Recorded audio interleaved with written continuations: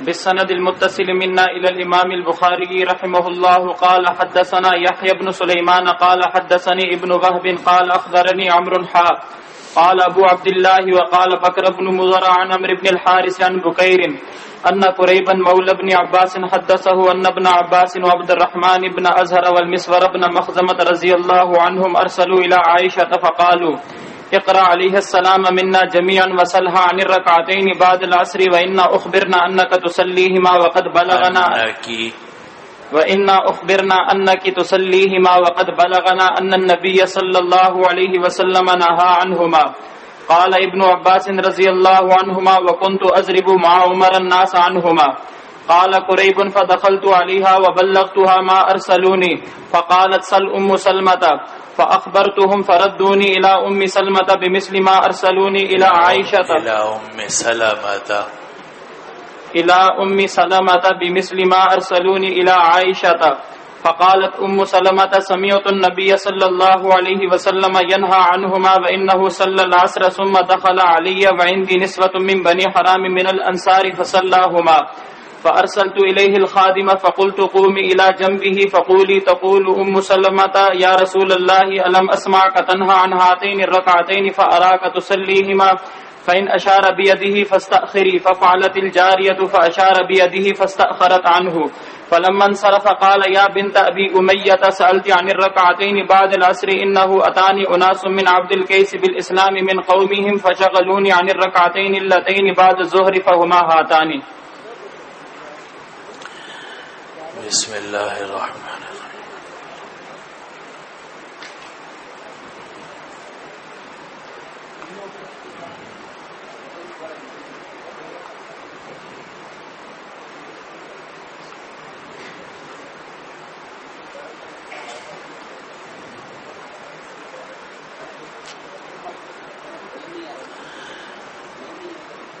روایت نقل کی ادنا مناسبت کے ساتھ کہ اس روایت میں بھی عبد القیس کے وفد کے آنے کا ذکر ہے، اور روایت یہ نقل کی کہ قریب مولا ابن عباس نے عمرو ابن بکیر کو یہ بات بتلائی کہ عبداللہ ابن عباس اور عبد الرحمن ابن عوف اور مسور ابن مخرمہ، عبد الرحمن ابن اظہر سے مراد ہے عبد الرحمن ابن عوف، ان تینوں حضرات نے مجھے بھیجا حضرت عائشہ کے پاس اور یہ کہا کہ جا کے ان کو سلام عرض کرنا ہم سب کی طرف سے حضرت عائشہ رضی اللہ عنہ کی خدمت میں سلام عرض کرو اور ان سے پوچھو کہ عصر کے بعد کی 2 رکعتیں کیسی ہیں یہ، اور ہمیں تو بتلایا گیا ہے کہ آپ پڑھتی ہیں، اور ہمیں یہ خبر بھی پہنچی ہے کہ نبی کریم صلی اللہ علیہ وسلم نے عصر کے بعد نفل نماز پڑھنے سے منع کیا ہے۔ اور عبداللہ ابن عباس فرماتے ہیں کہ میں بھی عمر فاروق کے ساتھ لوگوں کو اس دونوں رکعتوں سے مارتا تھا، یعنی اگر کوئی عصر کی نماز کے بعد مسجد نبوی میں کوئی نفل کے لیے کھڑا ہوتا تھا تو عمر فاروق نے عبداللہ ابن عباس اور کچھ لوگوں کو حکم دیا ہوا تھا کہ اگر کوئی نفل نماز پڑھنے کھڑا ہو تو اس کے ہاتھ کھلوا دیا کرو، یعنی اس کی نماز توڑوا دیا کرو، کیونکہ عصر کے بعد نفل نماز پڑھنا ممنوع ہے۔ تو ہمیں یہ خبر پہنچی ہے کہ آپ پڑھتی ہیں، اور ہمیں یہ اطلاع بھی پہنچی ہے کہ نبی کریم صلی اللہ علیہ وسلم نے ان رکعتوں سے منع کیا۔ عبداللہ ابن عباس کہتے ہیں کہ میں عمر فاروق کے ساتھ لوگوں کو ان سے مارتا تھا، یعنی روکتا تھا۔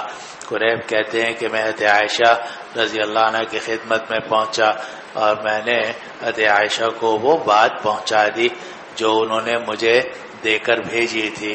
وہ کہنے لگیں تم اس کے بارے میں ام سلمہ سے پوچھو۔ تو یہ ام سلمہ کے پاس نہیں گئے بلکہ جن لوگوں نے بھیجا تھا ان کے پاس گئے، اور یہی طریقہ ہے کہ اگر کسی نے آپ کو بھیجا ہے تو جس کی طرف بھیجا ہے تو وہ اگر کسی اور کا حوالہ دے تو بہتر یہ ہے کہ جس نے بھیجا ہے اس کی طرف آپ جائیں۔ تو چنانچہ قریب جو ہیں وہ واپس ان حضرات کے پاس پہنچے فردونی الی ام سلمہ، تو ان سب نے مجھے واپس بھیج دیا ام سلمہ کی طرف، جیسا کہ انہوں نے مجھے حضرت عائشہ کی طرف بھیجا تھا، یعنی یہ کہا کہ سلام عرض کرنا اور ان سے یہ مسئلہ پوچھنا۔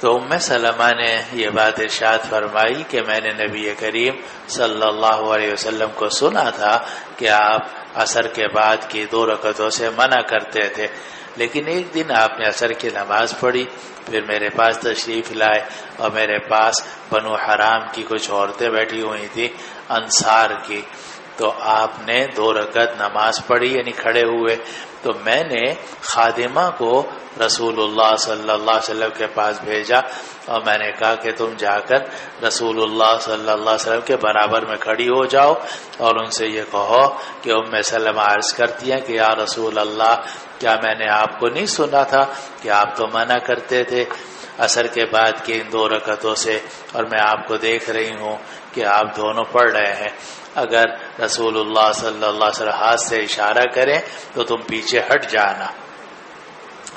جاریہ نے ایسا ہی کیا، یعنی جا کر نماز ہی میں یہ ساری بات عرض کر دی، فاشارہ بیدہ فاستاخرت عنہ، تو آپ نے اپنے ہاتھ سے اشارہ کیا اور وہ پیچھے ہٹ گئیں۔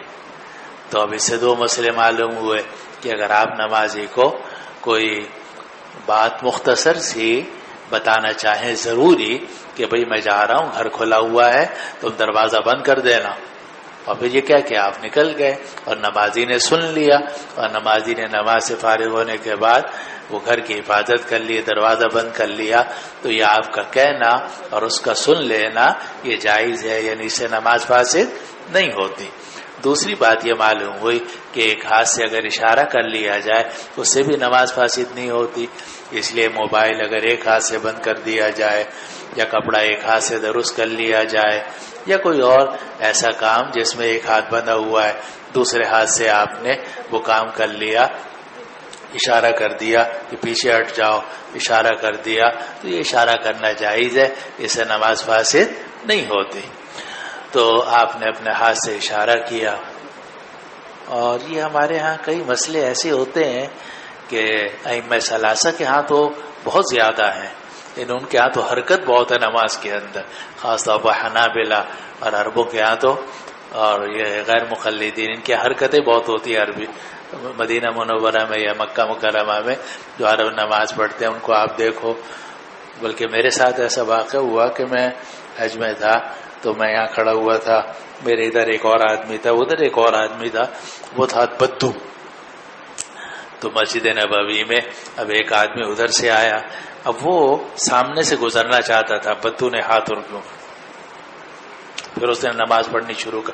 اب وہ پاکستانی تھا، وہ وہیں کھڑا ہو گیا اور کھڑا ہو کے دیکھنے لگا، مگر اس کو جلدی جانا تھا، کوئی پیٹ میں تکلیف ہوگی، کچھ ہوگا، تو اس نے پھر آگے بڑھنے کی کوشش کی، تو اس بدو نے پھر، اور ساتھ ساتھ اسے دیکھنے بھی لگا کہ یہ جناب آگے بڑھتا ہے یا نہیں بڑھتا، اور ساتھ ساتھ نماز بھی چل رہی تھی اس کی۔ پھر اس کے بعد وہ اور مزید آگے بڑھنے کی اس نے کوشش کی، کوئی اور راستہ نہیں تھا اس کے بعد، تو بدو نے لاٹھی اٹھائی اپنی لاٹھی کیونکہ حدیث میں آتا ہے کہ اگر کوئی گزرنے کی کوشش کرے تو منع کرو، اور اگر نہ مانے تو اس سے مقاتلہ کرو، فإنہ شیطان، یہ تو شیطان ہے۔ چنانچہ بدو نے ٹھیک اس حدیث کے ظاہر پر عمل کیا، اور جناب اس نے لاٹھی اٹھائی تو پاکستانی بھاگا وہاں سے۔ خیر یہ تو ان کی حرکتیں ہیں، لیکن ہمارے ہاں اس سے ان کے ہاں افراد ہے، ہمارے ہاں تفرید ہے، ان کے حد سے تجاوز ہے، اور ہمارے ہاں حد سے زیادہ ہی۔ اب یہ حدیث میں آتا ہے کہ سب سے بہتر قدم وہ ہے کہ جو آدمی صف میں لانے کے لیے اٹھائے، اسی لیے تمام فقہا اس بات پر متفق ہے کہ اگر آپ کے سامنے یا قریب میں کسی کا وضو ٹوٹ جائے، وہ نکل کر چلا جائے، تو آپ کی شرعی ذمہ داری ہے کہ آپ صف میں لائیں۔ اور حدیث میں آتا ہے کہ بہترین قدم وہ قدم ہے یصل بہا صفا، کہ جسے آدمی صف میں لائے۔ لیکن آپ دیکھتے ہیں ہمارے مسجدوں میں جناب بچا لے کوئی آدمی حرکت کر جائے طالب علم، اب جگہ خالی ہے، حالانکہ یہ اگر ذرا سا ادھر ہو جائے، وہ ادھر ذرا سا ہو جائے، پھر ادھر وہ سارے آرام سے مل سکتے ہیں، لیکن بجالس جگہ خالی چھوڑ دیں گے لیکن جناب وہ حرکت نہیں کریں گے۔ اب یہ تفرید ہے جو شریعت احناف کہتے ہیں کہ یہ تو برابر میں ملنے کی بات ہے۔ اگر آپ کے سامنے جگہ خالی ہے تو آپ ایک قدم آگے بڑھیں پھر رک جائیں، پھر ایک قدم آگے بڑھیں پھر رک جائیں، پھر ایک قدم آگے بڑھیں، پھر 2-3 قدم کر کے رک کر آپ اگلی صف میں جا سکتے ہیں، بلکہ جانا مستحب ہے، اور یہی طریقہ عین سنت کے مطابق ہے۔ ہم بھی کبھی ہمیں توفیق، اب اگر ادھر خالی ہے تو میں دوڑ کے ادھر تو نہیں جا سکتا، اور مناسب بھی نہیں، وہ اس شخص کی ذمہ داری ہے جو اس کے پیچھے کھڑا ہوا ہے یا برابر میں کھڑا ہوا ہے، ان کی ذمہ داری ہے شرعاً کہ وہ صف کو وصل صف کریں، صف میں لائیں۔ تو بہرحال ایک ہاتھ سے اگر آدمی کوئی کام کر لے، ضروری اشارہ کر لے، حضرت عائشہ رضی اللہ عنہ سے بھی اس طرح کا اشارہ ثابت ہے کہ انہوں نے اشارہ کیا کہ رکھ دو، اسی طرح نبی کریم صلی اللہ علیہ وسلم اشارہ کیا کہ پیچھے ہٹ جاؤ مجھے پڑھنے دو، تو یہ اشارہ اگر ایک ہاتھ سے ہو تو یہ جائز ہے۔ تو اس میں فاشار بیدہ فاستاخرت عنہ، تو انہوں نے اپنے ہاتھ سے، آپ نے اپنے ہاتھ سے اشارہ کیا، وہ جو خادمہ تھی وہ پیچھے ہٹ گئی۔ پھر جب آپ نماز سے واپس پلٹے آپ نے فرمایا اے ابو امیہ کی بیٹی، معلوم ہو کہ ام سلمہ کا نام کیا تھا؟ ام سلمہ بنت ابی امیہ، اور یہ بہن عبداللہ ابن ابی امیہ کے جن کا ذکر پیچھے 2-3 مرتبہ گزر چکا ہے۔ تو آپ نے فرمایا اے ابو سلمہ، اے ام سلمہ ابو امیہ کی بیٹی، تو نے مجھ سے پوچھا ہے عصر کے بعد کی 2 رکعتوں کے بارے میں، اور عبد القیس کے کچھ لوگ آئے تھے اسلام لانے کے لیے۔ اب یہ ہے وہ بات جس کی وجہ سے امام بخاری رحمۃ اللہ علیہ نے اس حدیث کو یہاں ذکر کر دیا، حالانکہ یہ اس حدیث کا محل نہیں ہے، اس کا محل یہ کتاب الصلاۃ ہے، وہاں آپ پڑھیں گے بھی، پڑھ بھی لی ہوگی کہیں بعض جگہوں میں، بخاری میں بھی پڑھ لی ہے بس ماشاء اللہ۔ اور حضرت نے کیا فرمایا؟ خصوصیت ہے، یہی فرمایا یا کچھ اور وجہ ہے؟ شاید خصوصیت کا فرمایا، بس خصوصیت ہے نبی کریم صلی اللہ علیہ وسلم کی۔ تو آپ نے فرمایا فشغلونی عن الرکعتین بعد الظہر فہما ہاتان۔ چلو جی۔ به قال حدثنا عبد الله بن محمد الجعفي قال حدثنا ابو عامر عبد الملك قال حدثنا ابراهيم بن طهمان عن ابي جمرة عن ابن عباس رضي الله عنهما قال اول جمعت في بعد جمعة جمعت في مسجد رسول الله صلى الله عليه وسلم في مسجد عبد القيس بجواسي من البحرين۔ جواسا سب سے پہلا جمعہ جو رسول اللہ صلی اللہ علیہ وسلم کی مسجد میں جمعے کے بعد قائم کیا گیا، وہ بحرین کا ایک قصبہ تھا جواسا، وہاں قائم کیا گیا، اور وہ عبد القیس کی مسجد تھی۔ یہ بھی ادنا مناسبت کے ساتھ ذکر کر دی کہ وقت عبد القیس آیا پھر چلا گیا، جا کر انہوں نے اپنے ہاں سب سے پہلے جمعہ قائم کیا۔ تو گویا مدینہ منورہ سے باہر کسی گاؤں میں کبھی جمعہ قائم نہیں ہوا، اگر جمعہ قائم ہوا ہے تو جواسا میں قائم ہوا ہے، جو بحرین کا ایک بڑا قصبہ بلکہ شہر تھا۔ معلوم ہوا کہ جمعہ فی القریٰ جائز نہیں ہے، اور یہی مذہب ہے جمہور فقہائے احناف رحمہم اللہ کا۔ چلو جی۔ بسم اللہ الرحمن جی ایک سوال ہے۔ کون؟ 355 جی سر جی، انور شاہ کشمیری صاحب اور علامہ اشرف علی تھانوی صاحب اور کشمیری صاحب کی ایک کتاب ہے جس کے اندر یہ بات، یعنی وہاں اس کا نام یہ ہے کریا کے اندر نماز جمعہ کا حکم، اور اس کے اندر ایسے دلائل جمع کیے گئے ہیں جن سب دلائل سے یہ بات ثابت ہوتی ہے کہ چاہے چھوٹا کریا ہو یا بڑا ہو، جیسا کیسا گاؤں ہو، اس میں جمعہ کی نماز یعنی بغیر ایسی کوئی بات ہو جاتی ہے نا، ایسی کوئی بات نہیں۔ امداد الفتاوی میں اور کفایت المفتی میں سارے جو اردو کے فتاوی حضرت حامد رحمۃ اللہ علیہ، حضرت مفتی شفیع صاحب، حضرت مفتی کفایت اللہ صاحب، سب متفق اس بات پر کہ چھوٹے گاؤں کے اندر جمعہ قائم کرنا جائز نہیں۔ سر ایک سوال ہے، وہ رسالہ میں نے خود دوسرا جی دیکھا ہے، پتہ نہیں کس نے لکھا ہوگا، آپ جیسے کسی طالب علم نے لکھا ہوگا۔ نام انہیں حضرات کا اس کے بعد انہیں 2 حضرات کا نام اس کے نہیں، اوپر 2 لکھا ہوا حضرات کا نام، وہ تو نام جو ہے اس کا نام ہے گاؤں میں جمعے کے احکام میں نہیں چھاپا تھا وہ، لیکن اس میں تو ایک حضرت گنگوہی رحمۃ اللہ علیہ کا رسالہ اوسق العرا فی تحقیق الجمعۃ فی القرى، اور ایک حضرت تھانوی رحمۃ اللہ علیہ کا رسالہ ہے، اس کا نام میں سے بھول رہا ہوں، دونوں میں یہ بات ثابت کی گئی ہے کہ جمعہ فی القرى جائز نہیں۔ چلو جی صحیح، ایک سوال ہے۔ کون کہاں؟ 20 نمبر صحیح ارشاد۔ صحیح، آپ نے کہا کہ اگر جگہ خالی ہو تو اس جگہ کو پر کر لینا چاہیے۔ ایک ساتھی آگے بڑھ رہا ہے پر کرنے کے لیے، اگر سائڈ والے نے جگہ پر کر دی کیا کر رہے ہیں سر جی؟ وہ آگے بڑھا پر کرنے کے لیے، دونوں بے وقوف ہو گئے نا، ہلا کیوں اپنی جگہ سے؟ اس کو تو پہلے ہی کوشش کرنی چاہیے تھی کہ وہ قریب کے لوگ جو ہے نا وہ اس کو پر کر لیں، اور اگر اس نے قدم اٹھایا ادھر آگے، اس نے قدم اٹھا کے برابر کر دیا، آپ ایک قدم واپس آ جاؤ بجائے 3 قدم آگے جانے کے۔ 3 قدم آگے کیوں جاتے ہو؟ 1 قدم پیچھے آ جاؤ، پیچھے بھی ہٹا کرو کبھی کبھار۔ چلو جی بسم اللہ الرحمن الرحیم۔ میرا نام محمد وقاص، کہاں کون زیارت تو کراؤ؟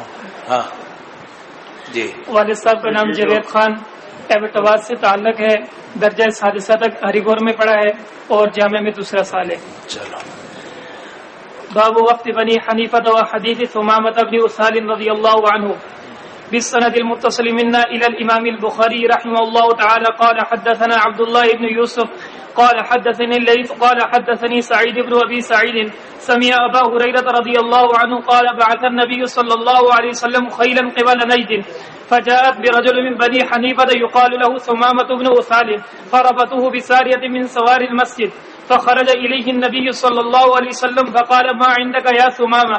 فقال عندي خير يا محمد، إن تقتل لي تقتل ذات من، وإن تنعم تنعم على شاكر، وإن كنت تريد المال فسل منه ما شئت، فتركه حتى كان الغد ثم قال له ما عندك يا ثمامة؟ قال عندي ما قلت لك، إن تنعم تنعم على شاكر، فتركه حتى كان بعد الغد فقال ما عندك يا ثمامة؟ فقال عندي ما قلت لك، فقال أطلقوا ثمامة، فانطلق إلى نخل قريب من المسجد فاغتسل ثم دخل المسجد فقال أشهد أن لا إله إلا الله وأن محمد رسول الله. يا محمد والله ما كان على الأرض وجه أبغض إلي من وجهك، فقد أصبح وجهك أحب الوجوه إلي، والله ما كان من دين أبغض إلي من دينك، فأصبح دينك أحب الدين إلي، والله ما كان من بلد أبغض إلي من بلدك، فأصبح بلدك أحب البلاد إلي، وإن خيلك أخذتني وأنا أريد العمرة، فماذا ترى؟ فبشره رسول الله صلى الله عليه وسلم وأمره أن يعتمر. فلما قدم مكة قال له قائل سبوت؟ قال لا، ولكن أسلمت مع محمد رسول الله صلى الله عليه وسلم، ولا والله لا تأتيكم من اليمامة حبة حدة حتى يأذن فيها النبي صلى الله عليه وسلم. یہ باب ہے بنو حنیفہ کے وفد کے بارے میں، اور یہ حدیث ہے ثمامہ ابن اسال کی، روایت نقل کی کہ نبی کریم صلی اللہ علیہ وسلم نے کچھ گھوڑوں کو بھیجا، یعنی صحابہ جو گھوڑوں پر سوار تھے نجد کی طرف، اور وہ بنو حنیفہ کے ایک آدمی کو لے کر آئے جس کا نام ثمامہ ابن اسال تھا، اور اس کو لوگوں نے باندھ دیا مسجد کے ستونوں میں سے ایک ستون کے ساتھ۔ نبی کریم صلی اللہ علیہ وسلم نکل کر گئے، آپ نے فرمایا ثمامہ تمہارا کیا خیال ہے؟ تو اس نے کہا عندی خیر یا محمد، اے محمد میرے پاس خیر ہی خیر ہے، اگر آپ قتل کریں گے تو اگر آپ مجھے قتل کریں گے تو قتل کریں گے خون والے کو۔ اب دیکھیے خون والے کا یہ مطلب بھی ہو سکتا ہے کہ میں نے آپ لوگوں کو خون کیا ہوا ہے، تو اگر آپ مجھے قتل کریں گے تو خون والے کو قتل کریں گے، اور اس کا یہ مطلب بھی ہو سکتا ہے کہ اگر آپ مجھے قتل کریں گے تو میرا خون رہے گا نہیں جائے گا، میرے لوگ انتقام لیں گے۔ دونوں مفہوم بن سکتے ہیں اس کے۔ آدمی ذہین تھا، بڑے طریقے سے بات کی ہے اس نے، تو کہا کہ اگر آپ مجھے قتل کریں گے تو قتل کریں گے خون والے کو، اور اگر آپ انعام کریں گے تو انعام کریں گے ایک شکر گزار آدمی پر، یعنی میں آپ کا شکریہ ادا کروں گا، اور اگر آپ مال چاہتے ہیں تو آپ مال مانگ لیجئے جتنا آپ چاہتے ہیں، یعنی میں مال آپ کو دے دوں گا۔ آپ نے اسے چھوڑ دیا، یہاں تک کہ جب اگلا دن آیا آپ نے پھر پوچھا کہ اے ثمامہ تمہارے پاس اب کیا ہے؟ کہا میرے پاس وہی ہے جو میں نے آپ سے کہا تھا کہ اگر آپ انعام کریں گے تو انعام کریں گے کسی شکر گزار پر. اور محدثین نے لکھا کہ آدمی بڑا ذہین تھے، تو دوسرے دن میں انہوں نے پہلا جملہ اڑا دیا، ان تقتل زاد من کا جملہ اڑا دیا، کیونکہ اگر قتل ہوتا تو پہلے دن ہو جاتا. تو ان کو اندازہ ہوا کہ نہیں انعام ہی ہوگا، تو انہوں نے تقتل کا جملہ ہی ختم کر دیا. اگلے دن صرف یہ جملہ بولا کہ ان تو نعم علی شاکر.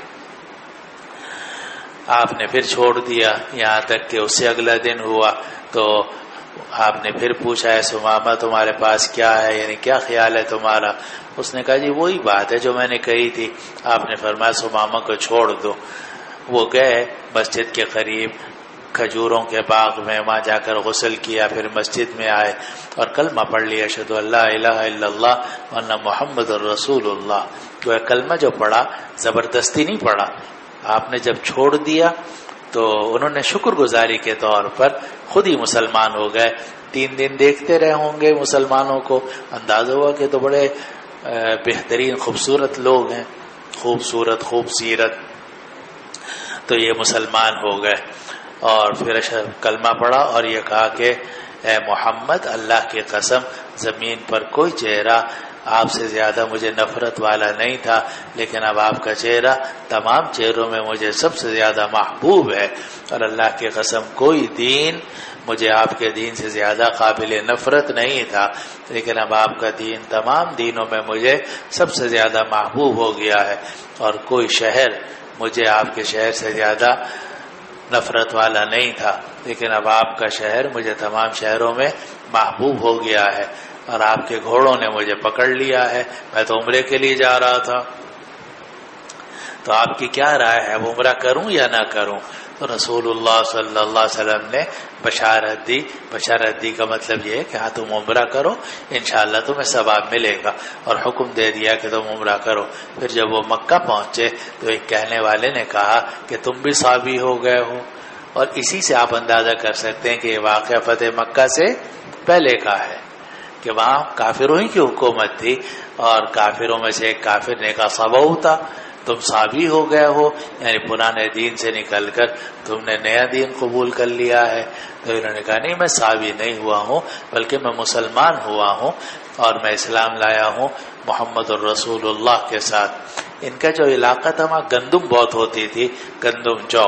تو انہوں نے کہا خدا کی قسم اب میرے علاقے سے نہ تمہارے پاس گندم آ سکے گی نہ جو آ سکے گا جب تک کہ حضور اجازت نہ دیں. اور ایسے ہی ہوا، انہوں نے گندم جو سب روک لی تھی. تو یہ یمامہ واحہ کا علاقہ آج کل بھی ہے، بڑا سرخیز علاقہ ہے سعودی عرب میں. تو وہاں سے انہوں نے گندم وغیرہ روک دی تو قحط پڑنے لگا. تو روایات میں آتا ہے کہ ابو سفیان نے پیغام بھیجا رسول اللہ صلی اللہ علیہ وسلم کو کہ آپ تو صلہ رحمی کی بہت تاکید کرتے ہیں، اور یہاں سارے آپ کے رشتہ دار جناب مصیبت میں مبتلا ہو گئے ہیں، اور آپ کے وہ جو سمامہ ابن اسال ہے اس نے ہمارا غلہ ہی بند کر دیا ہے، تو آپ اس کو کہیے. تو آپ نے ان کو حکم دے دیا کہ بھئی غلہ کھول دو اور ان کو فقر و فاقے میں مبتلا نہ کرو. چلو جی. وبه قال حدثنا أبو اليمان قال أخبرنا شعيب عن عبد الله بن أبي حسين قال حدثنا نافع بن جبير عن ابن عباس رضي الله عنه قال قدم مسيلمة الكذاب على عهد النبي صلى الله عليه وسلم فجعل يقول إن جعل لي محمد من بعده تبعته وقدمها في بشر كثير من قومه فأقبل إليه رسول الله صلى الله عليه وسلم ومعه ثابت بن قيس بن شماس وفي يد رسول الله صلى الله عليه وسلم قطعة جريد حتى وقف على مسيلمة في أصحابه فقال لو سألتني هذه القطعة ما أعطيتكها ولن تعدو أمر الله فيك ولئن أدبرت ليغفرنك الله وإني لأراك الذي أريد فيه ما رأيت وهذا ثابت يجيبك عني ثم انصرف عنه. روایت نقل کی کہ مسیلمۃ الکذاب نبی کریم صلی اللہ علیہ وسلم کے زمانے میں مدینے آیا اور وہ کہہ رہا تھا کہ اگر محمد اپنے لیے نبوت میرے بعد میرے لیے کر دیں تو میں ان کی پیروی کروں گا. اور وہ آیا تھا اپنی قوم کے بہت سارے انسانوں کے ساتھ، اور اس کی قوم وہی تھی جو سمامہ ابن اسال کی تھی، یعنی بنو حنیفہ. تو رسول اللہ صلی اللہ علیہ وسلم خود اس کے پاس پہنچے ملاقات کے لیے. یہ حالانکہ مدعی نبوت اس وقت تک اس نے دعوی نبوت تو نہیں کیا تھا، لیکن یہ کہا تھا کہ میں اسلام لے آؤں گا بشرطے کہ محمد اپنے بعد مجھے اپنا خلیفہ بنا دے۔ تو رسول اللہ صلی اللہ علیہ وسلم خود تشریف لے گئے اور آپ کے ساتھ خطیب الانصار تھے جن کا نام تھا ثابت ابن قیس ابن شماس، اور رسول اللہ صلی اللہ علیہ وسلم کے ہاتھ میں ایک تازہ لکڑی کی شاخ تھی، یہاں تک کہ آپ جا کر کھڑے ہوئے مسیلمہ پر، وہ اپنے ساتھیوں کے ساتھ بیٹھا ہوا تھا۔ آپ نے مسیلمۃ الکذاب سے فرمایا اگر تو مجھ سے یہ لکڑی بھی مانگے گا، یہ شاخ بھی مانگے گا، ما آتیتو کہا، میں تجھے شاخ نہیں دوں گا، تو نبوت اور خلافت کی کیا بات کرتا ہے؟ پھر آپ نے فرمایا تو ہرگز تجاوز نہیں کر سکتا اللہ کے اس حکم سے جو تیرے بارے میں طے ہو چکا ہے، اور اگر تو نے منہ موڑا میری اطاعت سے اللہ تعالیٰ تجھے کاٹ کے رکھ دے گا، اور بے شک مجھے دکھایا گیا ہے تیرے بارے میں وہی جو مجھے دکھایا گیا ہے خواب کے اندر۔ پھر آپ نے فرمایا کہ یہ ثابت ابن قیس ابن شماس ہیں، یہ میری طرف سے تمہیں جواب دیں گے۔ ثم انصرف عنہ، پھر آپ وہاں سے واپس پلٹ گئے۔ تو رسول اللہ صلی اللہ علیہ وسلم نے تو دو تین باتیں اس سے کی، اور لمبی بحث کی آپ کی عادت نہیں تھی۔ آپ لوگوں کو تو لمبی بحثوں کی عادت ہے، لیکن نبی کریم صلی اللہ علیہ وسلم کا یہ طریقہ نہیں تھا، اسی لیے حدیث میں آتا ہے اوتیت جوامع الکلم، میں بات مختصر کرتا ہوں مگر وہ جامع معنی ہوتی ہے۔ تو اس کا ارادہ کچھ بحث کرنے کا تھا، تو آپ نے فرمایا یہ میرا خطیب الانصار ہے ثابت ابن قیس ابن شماس، اگر بحث کرنی ہے اس سے کر لینا۔ وہذا ثابت ابن قیس یجیبک عنی، اور ثابت ابن قیس جو ہیں یہ میری طرف سے تمہیں جواب دیں گے۔ پھر آپ واپس تشریف لے گئے۔ اب یہ جو آپ نے فرمایا تھا کہ مجھے دکھایا گیا ہے تو خواب میں جو میں نے دیکھا، تو عبداللہ ابن عباس سے پوچھا گیا کہ اس کا کیا مطلب ہے؟ تو عبداللہ ابن عباس نے فرمایا، پڑھو جی۔ قال ابن عباس رضي الله عنهما فسألت عن قول رسول الله صلى الله عليه وسلم إنك أرى الذي أريد فيه ما رأيت، فأخبرني أبو هريرة رضي الله عنه أن رسول الله صلى الله عليه وسلم قال بين أنا نائم رأيت في يدي سوارين من ذهب فأهمني شأنهما فأوحي إلي في المنام أن انفخهما فنفختهما فطارا فأولتهما كذابين يخرجان بعدي أحدهما العنسي والآخر مسيلمة۔ عبداللہ ابن عباس کہتے ہیں کہ میں نے رسول اللہ صلی اللہ علیہ وسلم کی اس بات کے بارے میں لوگوں سے پوچھا کہ یہ جو آپ نے فرمایا تھا کہ بے شک تو ہی وہ ہے کہ جسے دکھایا گیا تھا خواب میں جو خواب میں نے دیکھا تھا۔ تو ابو ہریرہ نے مجھے یہ بات بتلائی کہ رسول اللہ صلی اللہ علیہ وسلم نے فرمایا کہ میں سو رہا تھا تو میں نے خواب میں دیکھا کہ میرے دونوں ہاتھوں کے اندر سونے کے 2 کنگن ہیں، تو مجھے ان کی حالت بہت بری لگی۔ اہم یہم، یعنی ان دونوں کے ہونے سے مجھے پریشانی ہو گئی، ہم اصل میں کہتے ہیں پریشانی کو۔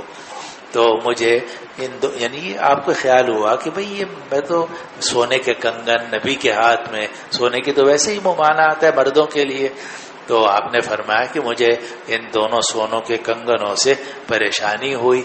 تو خواب ہی کے اندر مجھے وحی آئی ان انفخہما، کہ آپ ان پر پھونک ماریے۔ میں نے دونوں کنگنوں پر پھونک ماری، فطارا، تو یا فذهبا، دونوں اڑ کے چلے گئے۔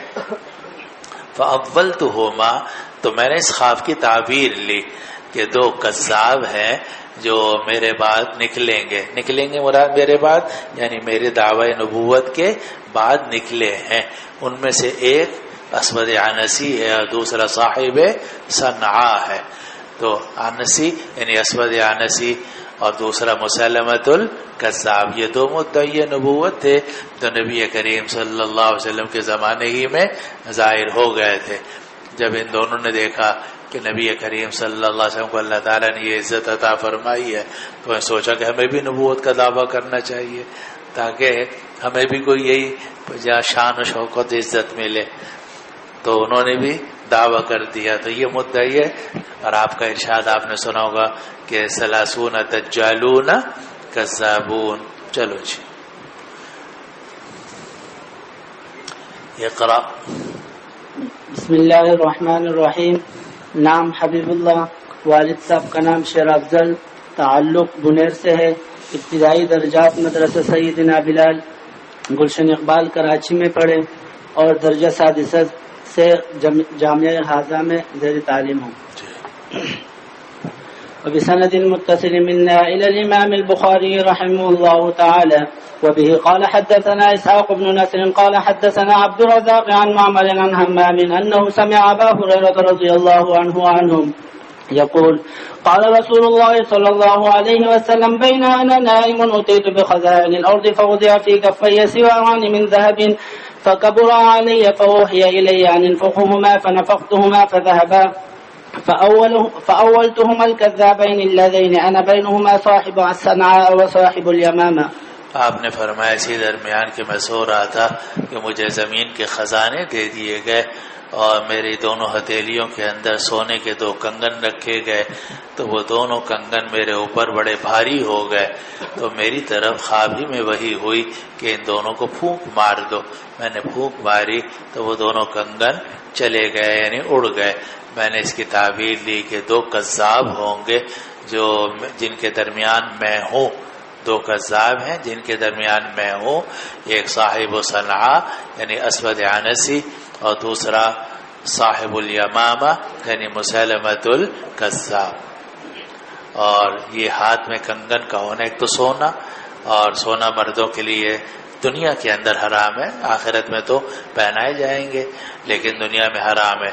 تو اور یہ ہاتھوں میں کنگن کا ہونا، اس کا مطلب یہ تھا کہ خراب چیز ہاتھوں میں ہے اور وہ گویا آپ کے ہاتھوں کو پکڑ رہی ہے، گویا آپ کے نبوت کے کاموں میں رکاوٹ ڈال رہی ہے. تو آپ کو برے لگے کہ یہ کیا مصیبت ہے. تو خوابی میں یہ ہوا کہ ان کو پھونک مارو، آپ نے پھونک ماری، پھر آپ نے اس کی یہ تعبیر لی. چلو. وبه قال حدثنا سلط بن محمد قال سمعت مهدي بن ميمون قال سمعت أبا رجاء العطاردي يقول كنا نعبد الحجر فإذا وجدنا حجرا هو خير منه ألقينا وأخذنا الآخر فإذا لم نجد حجرا جمعنا جسوة من تراب ثم جئنا بالشاة فحلبنا عليه ثم طفنا به فإذا دخل شهر رجب قلنا منسب الأسن فلا ندعو رمحا فيه حديدة ولا سهما فيه حديدة إلا نزعناه فألقيناه شهر رجب. وبه قال وسمعت أبا رجاء يقول كنت يوم بعث النبي صلى الله عليه وسلم غلاما أرعى الإبل على أهلي فلما سمعنا بخروجه فررنا إلى النار إلى مسيلمة الكذاب. ابو رجاء عطاردی رضی اللہ عنہ سے روایت ہے، بین سطور میں لکھا ہوا ہے کہ یہ نبی کریم صلی اللہ علیہ وسلم کے زمانے میں مسلمان تو ہو گئے تھے مگر حالت اسلام میں انہوں نے نبی کریم صلی اللہ علیہ وسلم کی زیارت نہیں کی. یہ فرماتے ہیں کہ ہم پتھروں کی عبادت کرتے تھے، جب ہمیں کوئی اس سے پہلے سے بہتر پتھر مل جاتا تھا ہم اس کو پھینک دیتے تھے اور دوسرا لے لیتے تھے، پتھر کا بت بنا دیتے تھے. اور جب دیکھا کہ یہ پتھر اس سے بہتر پتھر مل گیا، چکنا عمدہ، اس پتھر کو پھینک دیا، نیا پتھر بنا لیا، اس پہ اپنا کو ڈیزائن بنا کے اس کی پرستش اور پوجا شروع کر دیتے تھے. یہ ہمارا حال تھا. فَإِذَا لَمْ نَجِدْ حَجَرًا، اور اگر ہمیں کوئی اچھا پتھر نہیں ملتا تھا، جَمَعْنَا جُسْوَةً مِّن تُرَابٍ، تو ہم مٹی کا ایک ڈھیر جمع کر لیتے تھے، بکری کو لاتے تھے اور بکری کا دودھ اس پر دوہ لیتے تھے اور وہ ایک گویا اس کا مٹی کا ہی کوئی انسان یا انسان کی شکل کی کوئی چیز بت بنا لیتے تھے. ثم طفنا به، اور جو ہم نے بت بنایا ہوتا تھا اسی کے چکر لگانا شروع کر دیتے تھے. اور جب رجب کا مہینہ داخل ہوتا تھا تو ہم یہ کہتے تھے منصل الاسن یا منصل الاسن، باب تفعیل باب افعال دونوں سے آ سکتا ہے. اور منصل کہا جاتا ہے کہ دھار کو نکالنے والا، باب افعال حمزہ سلب کے لیے ہے اور نسل کہتے ہیں دھار کو. تو گویا رجب جو ہے، رجب کا مہینہ، یہ دھار کو ختم کرنے والا ہے. اور اس کا پس منظر یہ ہے کہ اشہر حرم 4 ہیں، 3 تو مسلسل ہیں، ذوالقعدہ، ذوالحجہ اور محرم، اور چوتھا جو ہے رجب مضر الذی بین جمادہ و شعبان. تو جب رجب کا مہینہ داخل ہوتا تھا تو سارے جو کافر تھے وہ بھی جتنے بھی تیر ہوتے تھے وہ سب کھول کے رکھ دیتے تھے. اسی طرح نیزہ جو ہے اس کی دھار علیحدہ کر دیتے تھے اور کہتے تھے بھئی یہ رجب کا مہینہ آ گیا، اس مہینے میں ہم لڑائی وڑائی نہیں کریں گے، قتال نہیں کریں گے. تو رجب کو کہتے تھے کہ یہ وہ مہینہ ہے جو منصل الاسنہ ہے، کہ نیزوں کی دھار کو ختم کرنے والا ہے، کھولنے والا ہے. تو ہم نہیں چھوڑتے تھے کسی بھی نیزے کو کہ جس میں دھار ہو، اور نہ ہی کوئی تیر جس میں دھار ہو، الا نزعناہ، مگر ہم اس کو کھینچ لیتے تھے، یعنی اس کی دھار علیحدہ کر لیتے تھے تاکہ لڑائی کا موقع ہی نہ آئے. فَأَلْقَيْنَاهُ شَهْرَ رجب، اور اس دھار کو ہم ڈال دیتے تھے رجب کے مہینے میں، یعنی تیر بھی سے بھی دھار علیحدہ کر دیتے تھے، نیزے سے بھی دھار علیحدہ کرتے تھے. راوی کہتے ہیں کہ میں نے ابو رجا عطاردی کو یہ بھی سنا، وہ فرماتے تھے کہ جس دن نبی کریم صلی اللہ علیہ وسلم مبعوث ہوئے تو میں لڑکا تھا اور میں اونٹ چراتا تھا اپنے گھر والوں کے. تو جب ہم نے سنا کہ آپ نکل آئے ہیں، نکلنے سے یہاں مراد بظاہر فتح مکہ، کہ جب آپ نکلے یعنی فتح مکہ ہو گئی اور تمام لوگوں پر آپ غالب آ گئے. فررنا الی النار، تو ہم بھاگ کے آگ کی طرف چلے گئے. آگ سے مراد کون ہے؟ الی مسلمہ الکذاب، مسلمہ کذاب کی طرف چلے گئے. ہم نے ان کے ہاتھ پہ بیعت کر لی، بعد میں اللہ تعالیٰ نے اس کو قتل کر دیا، پھر ہمیں حق ہمارے سامنے واضح ہو گیا، پھر ہم نے اسلام قبول کیا. تو گویا ابو رجا عطاردی رضی اللہ عنہ نے اپنے دور جاہلیت کے واقعات ذکر کیے اور یہ بھی بتایا کہ ہم تو بھاگ کے مسلمۃ الکذاب کے پاس چلے گئے تھے. وہ خود جہنمی تھا اور جہنم میں پہنچانے والا تھا، پھر اللہ تعالیٰ نے ہمیں اس سے بھی نجات دی، پھر اللہ تعالیٰ نے ہمیں اسلام اور جنت کا راستہ دکھایا. چلو جی، باب قصة الاسود العنسی. اب یہ ابھی ہم نے آپ کو بتایا اور آپ کو معلوم ہے کہ دو مدعی نبوت تھے، ایک مسلمۃ الکذاب، دوسرا اسود عنسی. اب اسود عنسی کے بارے میں کوئی روایت امام بخاری رحمۃ اللہ علیہ کے معیار پہ نہیں ہے. کوئی روایت ان کے پاس ایسی نہیں تھی جو ان کے معیار پر ہو، لیکن ذکر کرنا چاہتے تھے تو اس لیے باب قائم کیا. پھر آگے وہی روایت ذکر کر دی کہ جس میں آ رہا ہے کہ میں نے اپنے ہاتھوں کے اندر سونے کے 2 کنگن دیکھے، اور ایک مسلمۃ الکذاب، دوسرا اسود عنسی. لیکن باقی جتنی روایت ہے اس کا تعلق مسلمۃ الکذاب سے ہے. چلو جی. وبه قال حدثنا سعيد بن محمد الجرمي قال حدثنا يعقوب بن إبراهيم قال حدثنا أبي عن صالح عن ابن عبيدة بن نشيد وكان في موضع آخر اسمه عبد الله أن عبيد الله بن عبد الله بن عتبة قال بلغنا أن مسيلمة الكذاب قدم المدينة فنزل في دار بنت الحارث وكانت تحته ابنة حارث بن قريظ وهي عبد الله بن عامر فأتاه رسول الله صلى الله عليه وسلم ومعه ثابت بن قيس بن شماس وهو الذي يقال له خطيب رسول الله صلى الله عليه وسلم وفي يد رسول الله صلى الله عليه وسلم قضيب فوقف عليه فكلمه فقال له مسيلمة إن شئت خليت بيننا وبين إن شئت خليت بيننا. مولانا سوچ سمجھ کے پڑھو. ان شئت خليت بين شیتی کیوں پڑھا تھا تم نے؟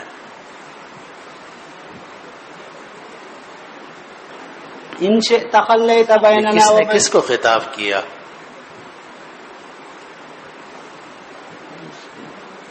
ان شئت خليت بيننا. شئت کس کو خطاب ہے؟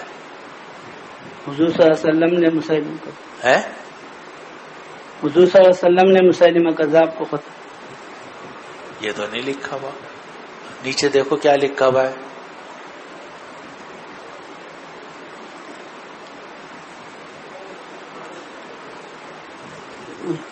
خطیب رسول اللہ صلی اللہ علیہ وسلم ہے قیس بن شماس. ثابت ابن قیس ابن شماس کہاں گیا ہے یہاں؟ تمہیں نظر نہیں آ رہا؟ اینک لگی ہوئی ہے تمہاری بھی، میری بھی لگی ہوئی ہے، مجھے تو صحیح نظر آ رہا ہے، تمہیں کیوں صحیح نظر نہیں آ رہا؟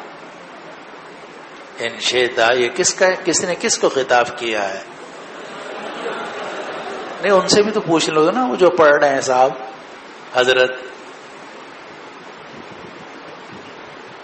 حضرت مولانا خطیب بھی ہوں گے، اپنے علاقے میں تقریریں بھی کرتے ہوں گے،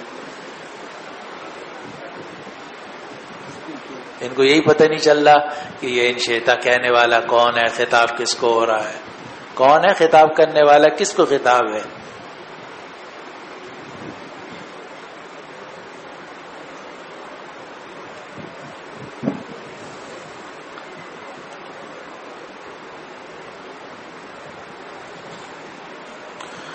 سبحانک اللہم وبحمدک نشہد ان لا الہ الا مسیلمہ سے خطاب، مسلمہ کذاب سے خطاب ہے. کون کس نے کس کو خطاب کیا؟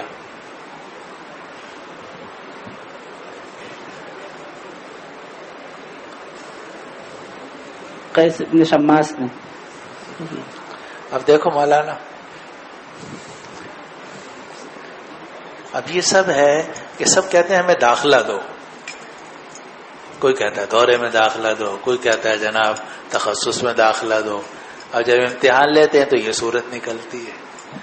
اب کہتے ہیں ہمیں حضرت کہو، ہم مولانا ہیں، ہم خطیب شعلہ بیان ہیں، ہم فاضل نوجوان ہیں، ہم فلاں ابن فلاں ہیں، اور حالت یہ ہے کہ ان کو یہی پتہ نہیں چل رہا کہ فقال لہ مسیلمہ ان شئتا کا کیا مطلب ہے. مسیلمہ کذاب نے حضور صلی اللہ علیہ وسلم سے تو اتنی دیر تمہیں کیوں لگی سمجھنے میں کیا فقال لہ مسیلمہ تو نہیں لکھا ہوا، اور مسیلمہ کس سے خطاب کر رہا ہے؟ حضور صلی اللہ علیہ وسلم. تو پھر کیوں تم اس تک بات صحیح نہیں نقل کرتے؟ کیا مصیبت ہے یار، ہم پاگلوں کی دنیا میں رہتے ہیں ہم. یہ تو انسانیت بھی کوئی چیز ہے تمہارے یا نہیں؟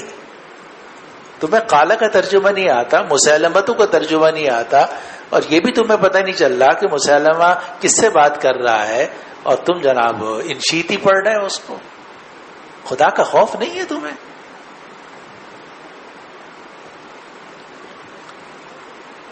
بہت برا حال ہے. مجبوراً ہم پڑھاتے ہیں، اس لیے وہی ہے نا کہ 400 ہیں، شاید کچھ 3-4 طالب علم صحیح نکل آئے، اس امید پر کہ شاید ان میں سے 2-4 صحیح نکل آئیں گے، وہ دین کو سنبھال لیں گے، ورنہ تو بڑا برا حال ہے. چلو ان شئت خلیت بیننا وبین الامر ثم جعلته لنا بعدك فقال له النبي صلى الله عليه وسلم لو سألتني هذا القذيب ما أعطيتكه وإني لأراك الذي أريد فيه ما أريد. وهذا ثابت بن قيس وسيجيبك عني. فانصرف النبي صلى الله عليه وسلم. وبه قال عبيد الله بن عبد الله سألت عبد الله بن عباس عن رؤيا رسول الله صلى الله عليه وسلم التي ذكر. قال ابن عباس رضي الله عنهما ذكر لي أن رسول الله صلى الله عليه وسلم قال بين أنا نائم أريد أنه وضع في يدي سواران من ذهب ففزعتهما وكرهتهما فأذن لي فنفختهما فطارا فأولتهما كذابين يخرجان. قال عبيد الله أحدهما العنسي الذي قتله فيرود باليمن والآخر مسيلمة. اب یہ باقی تو حدیث کا کافی حصہ گزر ہی چکا ہے، صرف شروع کا لفظ ذرا شروع کے جو حصہ ہے حدیث کا وہ سمجھنا ہوگا کہ قال حدثني ابی عن صالح عن ابن عبیدہ ابن نشید، اور دوسری جگہ میں ہے کہ ابن عبیدہ ابن نشید کا اصل نام تھا عبداللہ، اور وہ یہ نقل کرتے ہیں کہ عبید اللہ ابن عبداللہ ابن عتبہ ابن مسعود نے ہمیں یہ بات بتائی ہے کہ ہمیں خبر پہنچی ہے کہ مسیلمۃ الکذاب مدینے آیا اور آ کر حارث کی بیٹی کے گھر میں اترا، اور اس کے ماتحت یعنی اس کی بیوی اس کے ماتحت حارث ابن قریظ کی بیٹی تھی، اور وہ جو بیٹی ہے وہ عبداللہ ابن عامر کی امی بھی ہوئی بعد میں. تو رسول اللہ صلی اللہ علیہ وسلم اس کے پاس آئے. اب یہ جو جملہ ہے اس کو سمجھنا ذرا ضروری ہے، وہ یہ ہے کہ رسول اللہ صلی اللہ علیہ وسلم کے بعد جو وفود آتے تھے تو آپ اکثر ان کو ٹھہراتے تھے رملہ بنت الحارث ابن قریش کے گھر میں. بظاہر ایسا لگتا ہے کہ ان کا گھر بڑا ہوگا کوئی اور اس میں وفود کا ٹھہرانا آسان ہوگا, سہولت ہوگی. تو حارث ابن قریش کی ایک بیٹی تھی, ان کا نام تھا رملہ, اور رملہ کا وہ گھر تھا اور ان کا گھر جو تھا وہ وفود کے ٹھہرانے کے لیے تھا. اکثر وفود وہیں آ کر ٹھہرتے تھے. نبی کریم صلی اللہ علیہ وسلم وفود کو اس گھر میں ٹھہراتے تھے. تو خاتون کا نام تھا رملہ اور وہ بیٹی تھی حارث ابن قریش کی. یہ جو رملہ ہیں ان کی ایک بہن تھی, اس کا نام تھا قیسہ, اور وہ قیسہ جو تھی وہ مسلمۃ الکذاب کی بیوی تھی. قیسہ جو تھی وہ مسلمۃ الکذاب کی بیوی تھی. اور گویا جب مسلمۃ الکذاب آیا ہے مدینہ تو وہ آ کر رملہ کے گھر میں ٹھہرا دو وجہ سے. ایک وجہ تو یہ تھی کہ وفود وہیں ٹھہرا کرتے تھے, اور دوسری وجہ یہ تھی کہ وہ اس کی بیوی کی سگی بہن کا گھر تھا تو وہ آ کر وہاں ٹھہرا. نبی کریم صلی اللہ علیہ وسلم خود تشریف لائے اس سے ملنے کے لیے. آپ کے ہاتھ میں شاخ تھی. الاخری ہی بات ختم ہو گئی. آگے یہ بات آ رہی ہے کہ یہ جو قیسہ ہے یہ عبداللہ ابن عامر کی امی ہے. عبداللہ ابن عامر کی امی ہے. اب ہوا یہ ہے کہ مسلمۃ الکذاب کو جب قتل کر دیا گیا تو ان کی جو بیوی تھی قیسہ اس کی جان چھوٹی, اور وہ اب بظاہر پہلے بھی مسلمان تھیں یا بعد میں مسلمان ہوئیں, جو بھی صورت ہوگی, تو وہ مدینے آ گئیں. اور مدینے آ کر انہوں نے شادی کی عبداللہ ابن عامر سے, تو وہ عبداللہ ابن عامر کی بیوی بن گئیں. پھر اس کے بعد اب ان سے کئی اولادیں ہوئیں, انہی میں ایک اولاد کا نام تھا عبداللہ. تو گویا وہ عبداللہ ابن عمر کی بیوی ہو گئیں اور عبداللہ ابن عبداللہ ابن عامر کی امی ہو گئیں. یہ ہے صحیح صورتحال. تو اگر آپ اس صورتحال کو سمجھو تو اب یہ سمجھو کہ روایت میں آ رہا ہے کہ وہ مدینے آیا کون مسلمۃ الکذاب, اور وہ آ کر اترا حارث ابن قریش کی بیٹی کے گھر میں. تو کس کے گھر میں؟ رملہ کے گھر میں. حارث ابن قریش کی جو بیٹی تھی ان کا نام تھا رملہ. رملہ کے گھر میں اترا. وکانت تحتہ, اور مسلمۃ الکذاب کے تحت حارث ابن قریش کی ایک بیٹی تھی, اس کا نام کیا تھا؟ قیسہ. اور یہ قیسہ بعد میں امی بنی ہے عبداللہ ابن عامر کی.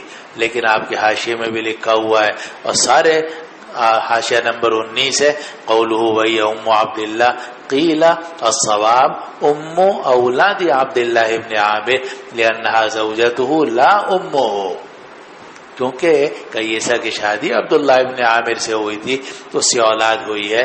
تو یوں ہونا چاہیے وہی ام اولاد عبداللہ ابن عامر, اور اگر اولاد کا لفظ نہ نکالو پھر یہ نکالنا پڑے گا کہ وہی ام عبداللہ ابن عامر, تب جا کے عبارت درست ہوگی, ورنہ اس کے بغیر درست نہیں ہو سکتی.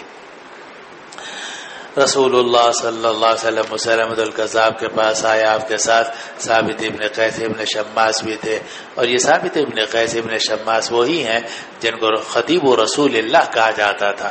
یعنی جب کوئی لمبی بات کرنی ہوتی تھی, تقریر کرنی ہوتی تھی لمبی چوڑی, آپ نہیں کرتے تھے. آپ کہتے تھے یہ کر لیں گے لمبی تقریر. آپ تو جامع معنی بات فرماتے تھے, دو ٹوک. یہی قرآن کا طریقہ ہے, یہی حدیث کا طریقہ ہے کہ وہ مختصر بات مگر جامع اور سچی اور پکی بات کی جائے. باقی لمبی چوڑی باتیں جو ہیں وہ دوسرے حضرات کرتے رہتے تھے. چلو جی آگے. باقی تو نہیں اور کچھ اس میں پوچھنا, باقی تو آسان ہی ہے سب. چلو باب قصۃ اہل نجران. بسم اللہ الرحمن الرحیم. نام ضیاء الرحمن, والد صاحب کا نام عبد الرحمن, تعلق ضلع مانسرہ خیبر پختونخوا سے. ابتدائی درجات جامعہ عربیہ عبداللہ بن مسعود ہری پور خیبر پختونخوا میں پڑھے, اور درجہ ثابت جامعہ بنوری عالمیہ سائیڈ ایریا کراچی میں پڑھا, اور اس سال جامعہ حاضر میں زیر تعلیم ہوں. بسم اللہ. بسم اللہ الرحمن الرحیم. بالسند المتصل منا الى الامام البخاری رحمہ اللہ تعالی ومتعنا بعلومه وبرکاته آمین. باب قصة أهل نجران. قال حدثنا عباس بن الحسين قال حدثنا يحيى بن آدم عن إسرائيل عن أبي إسحاق عن صلة بن زفر عن حذيفة رضي الله تعالى عنه وعنهم قال جاء العاقب والسيد صاحب نجران إلى رسول الله صلى الله عليه وسلم يريدان أن يلاعناه. قال فقال أحدهما لصاحبه لا تفعل فوالله لئن كان نبيا فلا عنا لا نفلح نحن ولا عاقبنا من بعدنا. قال إنا نعطيك ما سألتنا وابعث معنا رجلا أمينا ولا تبعث معنا إلا أمينا. فقال لا بعثن معكم رجلا أمينا حق أمين فاستشر فلناها أصحاب رسول الله صلى الله عليه وسلم. فقال قم يا أبا عبيدة بن الجراح. فلما قام قال رسول الله صلى الله عليه وسلم هذا أمين هذه الأمة. اب یہ بات چل رہی ہے سن 9 ہجری کی، اور کل میں نے عرض کیا تھا کہ جو سن 9 ہجری ہے اس کو کہا جاتا ہے عام الوفود. اس میں وفود بہت آئے ہیں. فتح مکہ کے بعد مختلف علاقوں سے وفود آ رہے تھے، اور پورا کا پورا قبیلہ، پورا کا پورا علاقہ مسلمان ہو رہا تھا. اسی میں نجران کے بھی لوگ آئے. نجران میں عیسائی رہتے تھے سارے، تو اہل نجران آئے. اس سے متعلق یہ روایت ہے. صلہ ابن زفر نے حضرت حذیفہ ابن الیمان رضی اللہ عنہ سے روایت کی کہ عاقب اور سید جو نجران کے 2 بڑے سردار تھے، وہ رسول اللہ صلی اللہ علیہ وسلم کے پاس آئے یریدانی ان یلعناه، اور دونوں چاہتے تھے کہ آپ سے ملاعنہ کریں. ملاعنہ کو مباہلہ بھی کہتے ہیں. مباہلہ کا مطلب یہ ہے کہ اہل باطل اہل حق دونوں میدان میں کھڑے ہو جائیں اور ایک دوسرے پر بد دعا کریں کہ ہم میں سے جو باطل پر ہے وہ ہلاک ہو جائے. تو یہ ہے، اس کو ملاعنہ بھی کہتے ہیں کہ ہم میں سے جو باطل پر ہو اس پر خدا کی لعنت ہو. اور اس کو مباہلہ بھی کہتے ہیں کہ اللہ تعالیٰ سے گڑ گڑا کر دعا کرنا کہ ہم میں سے جو باطل پر ہے وہ ہلاک ہو جائے. تو اس کو ملاعنہ اور مباہلہ کہا جاتا ہے. اور یہ جو اہل نجران تھے شروع میں انہوں نے مباہلہ کو قبول کیا تھا کہ ہم مباہلہ کریں گے، لیکن بعد میں ان کو اندازہ ہوا کہ اگر ہم نے مباہلہ کیا اور اپنے اوپر لعنت کی تو لعنت کے مستحق ہم ہی بنیں گے، اور پھر اس کے بعد ہمارے لیے حضور صلی اللہ علیہ وسلم کی دعا سے بد دعا سے بچنے کا کوئی راستہ نہیں ہوگا. چنانچہ انہوں نے اس سے رجوع کر لیا. قرآن مجید میں قل یا اہل الکتاب تعالوا الی کلمۃ سواء بیننا وبینکم الا نعبد الا اللہ ولا نشرک به شیئا ولا يتخذ بعضنا بعضا اربابا من دون اللہ فإن تولوا فقولوا اشهدوا بأننا مسلمون. اور یا اہل الکتاب فقل تعالوا ندعو أبناءنا وأبناءكم ونساءنا ونساءكم وأنفسنا وأنفسكم ثم نبتهل، پھر ہم اللہ سے گڑ گڑا کر دعا کریں فنجعل لعنت اللہ علی الکاذبین. تو مباہلہ بھی اس کو کہا جاتا ہے، اس کو ملاعنہ بھی کہا جاتا ہے. اور نبی کریم صلی اللہ علیہ وسلم اس مباہلہ کے لیے، ملاعنہ کے لیے تشریف لائے تھے، جس طریقے سے کہ آپ کی گود میں حضرت حسین تھے، چھوٹے تھے، اور انگلی آپ نے پکڑی ہوئی تھی حسن کی، وہ تھوڑے سے بڑے تھے، پیدل چل سکتے تھے. پیچھے حضرت فاطمہ تھیں، اس سے پیچھے حضرت علی تھے، اور ان سب کو آپ لے کر آئے مباہلہ کے لیے. لیکن یہ جو عیسائی تھے انہوں نے مباہلہ نہیں کیا اور یہ بچ گئے. انہوں نے صلح کر لی کہ ہم آپ سے کو جزیہ دینے کے لیے تیار ہیں، فی الحال ہم اسلام تو نہیں لاتے لیکن ہم جزیہ دینے کے لیے تیار ہیں، آپ کسی آدمی کو بھیج دیجئے، ہم جزیہ دے دیں گے اس کو. تو حتی یعطوا الجزیۃ عن ید وهم صاغرون قرآن مجید میں ہے. تو اگر کافر جزیہ دینے پر آمادہ ہو جائیں، صلح کر لیں تو والصلح خیر، صلح کرنا بہتر ہے. نبی کریم صلی اللہ علیہ وسلم نے ان سے صلح کر لی. اب یہ روایت ہے کہ یریدانی ان یلعناہ، وہ دونوں آپ سے ملعنہ کرنا چاہتے تھے. ان میں سے ایک نے اپنے ساتھی سے کہا کہ حضور سے ملعنہ مت کرو، کیونکہ اگر یہ نبی برحق ہوئے فلعنا، اور ہم نے نبی برحق سے ملعنہ کیا، لا نفلح نحن ولا عقبنا من بعدنا، تو نہ ہم دنیا آخرت میں کامیاب ہوں گے، نہ ہماری نسلیں کامیاب ہوں گی. ہماری تو نسلیں تباہ ہو جائیں گی، نہ ہم کامیاب ہوں گے نہ ہمارے عقیب. عقیب کا مطلب پیچھے آنے والی نسلیں. چنانچہ ان دونوں نے کہا کہ ہم دیتے ہیں وہ چیز جو آپ ہم سے مانگیں گے، اور آپ ہمارے ساتھ بھیج دیجئے کسی امین آدمی کو، اور مت بھیجیے گا مگر امین آدمی. آپ نے فرمایا میں ضرور تمہارے ساتھ بھیجوں گا ایک امین آدمی کو جو 100% امین ہوگا، 100% امین ہوگا. سارے صحابہ گردن اٹھا کے دیکھنے لگے کہ 100% امین کون ہو سکتا ہے. آپ نے فرمایا قم یا ابا عبیدہ بن الجراح، اے ابو عبیدہ بن جراح تم کھڑے ہو جاؤ، تم جاؤ. جب ابو عبیدہ بن جراح کھڑے ہوئے تو رسول اللہ صلی اللہ علیہ وسلم فرمایا ھذا امین ھذہ الامہ، یہ اس امت کے امین ہے. اسی لیے روایات میں آتا ہے کہ جب حضرت عمر فاروق رضی اللہ عنہ کو زخمی کر دیا گیا اور ان کا اندازہ ہوا کہ میری شہادت اب قریب ہے، تو انہوں نے 7 افراد پر کمیٹی بنائی تھی، لیکن یہ فرمایا تھا کہ اگر ابو عبیدہ زندہ ہوتے تو میں ان کو خلافت دے کے جاتا، اس لیے کہ وہ امین تھے. لیکن چونکہ ان کا انتقال ہو چکا تھا اس سے پہلے ہی، اس لیے ابو عبیدہ ابن الجراح تو دنیا میں نہیں تھے، اس لیے عمر فاروق نے 7 افراد پر مشتمل کمیٹی بنا دی جس میں عبداللہ ابن عمر بھی شامل تھے. لیکن یہ شرط لگا دی کہ عبداللہ ابن عمر کو خلیفہ نہ بنایا جائے، باقی لوگوں کو خلیفہ بنا لیا جائے. لیکن اگر 3 ایک طرف ہوں تو جدھر عبداللہ ابن عمر کی رائے ہوگی اس کو ترجیح حاصل ہوگی. 7واں عبداللہ ابن عمر کو بنا دیا. چلو جی. وبه قال حدثنا محمد بن بشار قال حدثنا محمد بن جعفر قال حدثنا شعبة قال سمعت أبا إسحاق عن صلة بن زفر عن حذيفة رضي الله تعالى عنه وعنهم قال جاء أهل نجران إلى النبي صلى الله عليه وسلم فقالوا ابعث لنا رجلا أمينا فقال لابعثن إليكم رجلا أمينا حق أمين فاستشرف لها الناس فبعث. استشرفا کے معنی اس طرح دیکھنا، یعنی دھوپ سے بچنے کے لیے اس طرح سر اٹھا کے دیکھنا. لوگ دیکھنے لگے کہ آپ کس کو بھیجیں گے جو پکا امین ہوگا. جی. فاستشرف لها الناس فبعث أبا عبيدة بن الجراح. وبه قال حدثنا أبو الوليد قال حدثنا شعبة عن خالد عن أبي قلابة عن أنس رضي الله تعالى عنه وعنهم عن النبي صلى الله عليه وسلم قال لكل أمة أمين وأمين هذه الأمة أبو عبيدة بن الجراح. اس ہر امت کا ایک امین ہوتا ہے، اس امت کے امین ابو عبیدہ ابن الجراح ہیں رضی اللہ عنہ.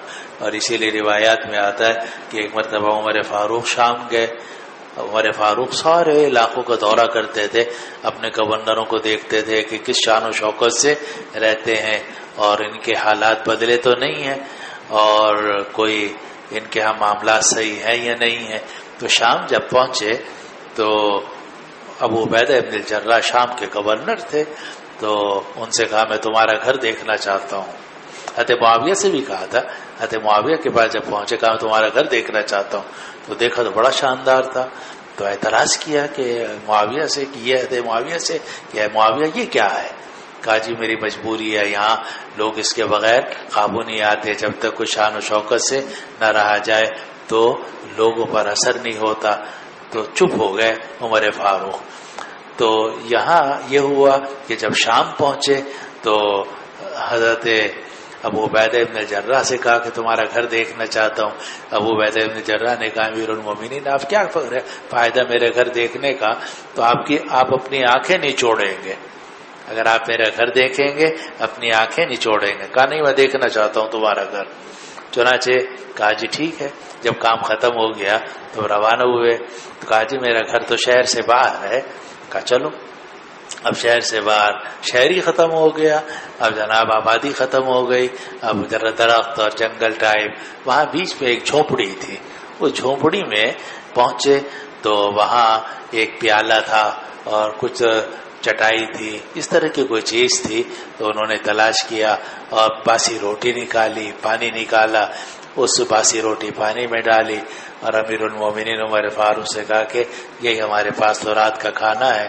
تو اب عمر فاروق رونے لگے اور رو کر فرمایا کہ رسول اللہ صلی اللہ علیہ وسلم نے سچ فرمایا تھا کہ امین هذه الامہ ابو عبیدہ بن الجراح، اور یہ بھی فرمایا کہ سب کے حالات بدل گئے، ابو عبیدہ تمہارا حال نہیں بدلا، تم ویسے ہی ہو جیسے تم نبی کریم صلی اللہ علیہ وسلم کے زمانے میں تھے. چلو جی. باب قصة عمان والبحرين. وبه قال حدثنا قتيبة بن سعيد قال حدثنا سفيان قال سمع ابن المنكدر جابر بن عبد الله رضي الله عنهما وعنهم يقول قال لرسول الله صلى الله عليه وسلم لو قد جاء مال البحرين لقد أعطيتك هكذا وهكذا وهكذا ثلاثا فلم يقدم مال البحرين حتى قبل رسول الله صلى الله عليه وسلم. فلما قدم على أبي بكر رضي الله تعالى عنه أمر مناديا فنادى من كان له عند النبي صلى الله عليه وسلم دين أو عدة فليأتني.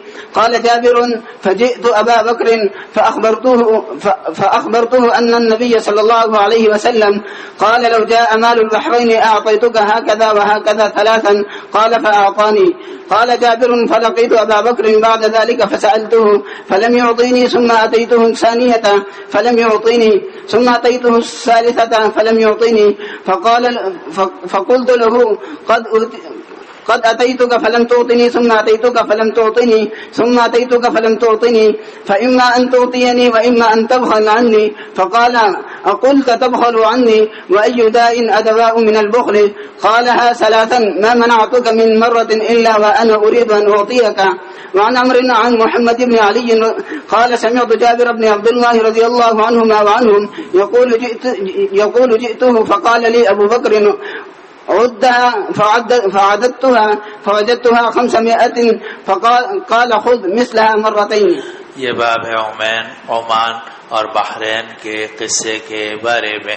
روایت نقل کی کہ ابن المنکدر نے جابر ابن عبداللہ رضی اللہ عنہ کو سنا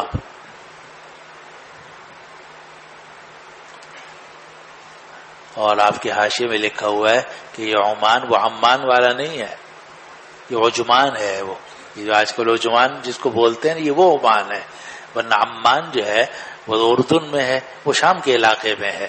تو یہ عمان اور بحرین قریب قریب ہیں. یہ تو عجمان جسے آج کل کہا جاتا ہے، تو وہاں سے بھی وفد آیا تھا.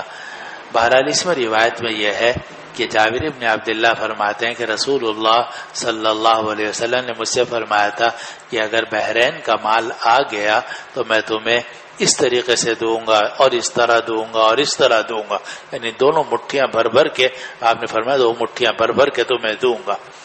فلم یقدم مال البحرین، لیکن رسول اللہ صلی اللہ علیہ وسلم کی حیات میں بحرین کا مال نہیں آیا، یہاں تک کہ رسول اللہ صلی اللہ علیہ وسلم کی روح قبض کر لی گئی. تو جب بحرین کا مال آیا ابو بکر کے پاس تو ابو بکر نے حکم دیا، ایک اعلان کرنے والے نے اعلان کیا کہ جس آدمی کا نبی کریم صلی اللہ علیہ وسلم پر کوئی قرضہ ہو یا رسول اللہ صلی اللہ علیہ وسلم نے اس سے کوئی وعدہ کیا ہو فلیاتینی، وہ میرے پاس آ جائے، میں قرضہ بھی ادا کروں گا اور جو وعدے آپ نے کیے ہوئے ہیں وہ بھی ہم پورے کر دیں گے. جابر کہتے ہیں کہ میں ابو بکر کے پاس پہنچا اور میں نے ان سے عرض کیا کہ نبی کریم صلی اللہ علیہ وسلم نے یہ فرمایا تھا کہ اگر بحرین کا مال آ گیا تو میں تمہیں اس طرح دوں گا اور اس طرح دوں گا. 3 مرتبہ آپ نے اشارے کیے تھے. قال فاعطانی، تو جابر کہتے ہیں کہ ابو بکر نے مجھے وہ مال دے دیا. اب یہ تو ایک روایت ہے. اب یہ جو آگے قال جابر ہے یہ میں بیچ میں عبارت محذوف ہے کہ وقال سفیان مرتن، یعنی سفیان ابن عیینہ جو پچھلی سند کے جو اس حدیث کے راوی ہیں وہ یہ کہتے ہیں کہ انہوں نے ان سے نیچے کے راوی یہ کہتے ہیں کہ ایک مرتبہ سفیان ابن عیینہ نے جب یہ حدیث سنائی تو اس سے زیادہ تفصیل بتائی تھی. وہ تفصیل کیا ہے؟ وہ یہ ہے کہ سفیان نے اگلی مرتبہ کہا کہ جابر نے کہا کہ میں ابو بکر سے ملا اس کے بعد سے مراد کیا ہے؟ بحرین کا مال آنے کے بعد. یہ مطلب نہیں کہ پیسے ملنے کے بعد، بلکہ مقصد یہ ہے کہ بحرین کا مال جب آ گیا اس کے بعد میں ابوبکر سے ملا. میں نے ان سے درخواست کی کہ اس طرح رسول اللہ صلی اللہ علیہ وسلم نے مجھے وعدہ کیا تھا تو مجھے دے دیں. فلم یعطینی، لیکن ابوبکر نے مجھے نہیں دیا. پھر میں دوسری مرتبہ آیا، پھر میں نے نہیں دیا، پھر انہوں نے نہیں دیا، پھر میں تیسری مرتبہ آیا تو بھی انہوں نے مجھے نہیں دیا. تو جابر کہتے ہیں کہ میں نے ابوبکر صدیق سے کہا کہ میں آپ کے پاس آیا تھا، آپ نے مجھے نہیں دیا.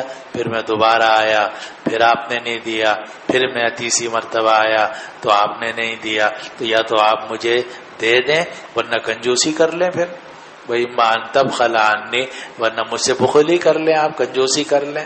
فقال، ابوبکر نے کہا یہ تم نے کیا کہا؟ اقلت تبخلوا عنی، یہ تم نے کیا کہا کہ آپ مجھ سے بخل کر لیں؟ وَيُدَاءٍ أَدْوَوْ مِنَ الْبُخْلِ، اور کون سا مرض اور کون سی بیماری زیادہ سخت ہو سکتی ہے بخل سے.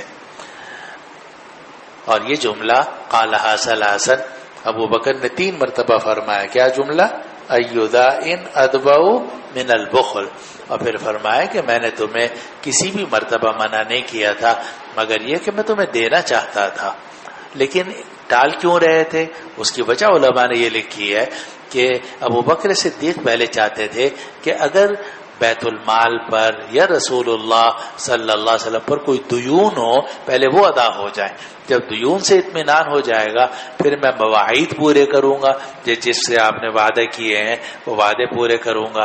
تو جب تک ان کو اطمینان نہیں ہوا دیون کی ادائیگی کا اس وقت تک انہوں نے وعدے پورے کرنے شروع نہیں کیے. اور عامر ابن دینار نے محمد باقر سے، جو بیٹے علی زین العابدین کے، وہ کہتے ہیں کہ میں نے جابر ابن عبداللہ رضی اللہ عنہ کو سنا، وہ کہتے تھے کہ میں ابوبکر صدیق کے پاس آیا تو ابوبکر نے کہا کہ دونوں مٹھیاں اٹھاؤ ان دراہم کے ساتھ. تو میں نے اٹھائیں اور میں نے ان کو گنا تو میری دونوں مٹھیوں میں 500 درہم آئے. تو فرمایا خذ مثلھا مرتین، کہ تم 500 2 مرتبہ اور لے لو، کیونکہ رسول اللہ صلی اللہ علیہ وسلم نے 3 مرتبہ اشارہ کیا تھا کہ تمہیں اس طرح دوں گا، اس طرح دوں گا، اس طرح دوں گا. تو ابوبکر صدیق نے ان وعدوں کو پورا کیا. جی بسم اللہ الرحمن الرحیم. نام انعام الحق. والد صاحب کا نام جی والد صاحب کا نام عبد الولی خان، تعلق چترال سے ہے، درجہ اولا سے جامعہ اعظم میں زیر تعلیم. باب قدوم الاشعریین واہل الیمن. وقال ابو موسیٰ رضی اللہ تعالی عنہ عن النبی صلی اللہ علیہ وسلم ہم منی وانا منہم. یہ باب ہے کہ قبیلہ اشر کے لوگ بھی آئے جن میں ابو موسیٰ اشعری وغیرہ، عامر اشعری سب پیچھے گزر چکا، واہل الیمن اور یمن کے لوگ بھی اسی زمانے میں آئے. یہ سب سن 9 ہجری میں جو وفود آ رہے تھے، عام الوفود، ان کا ذکر ہے.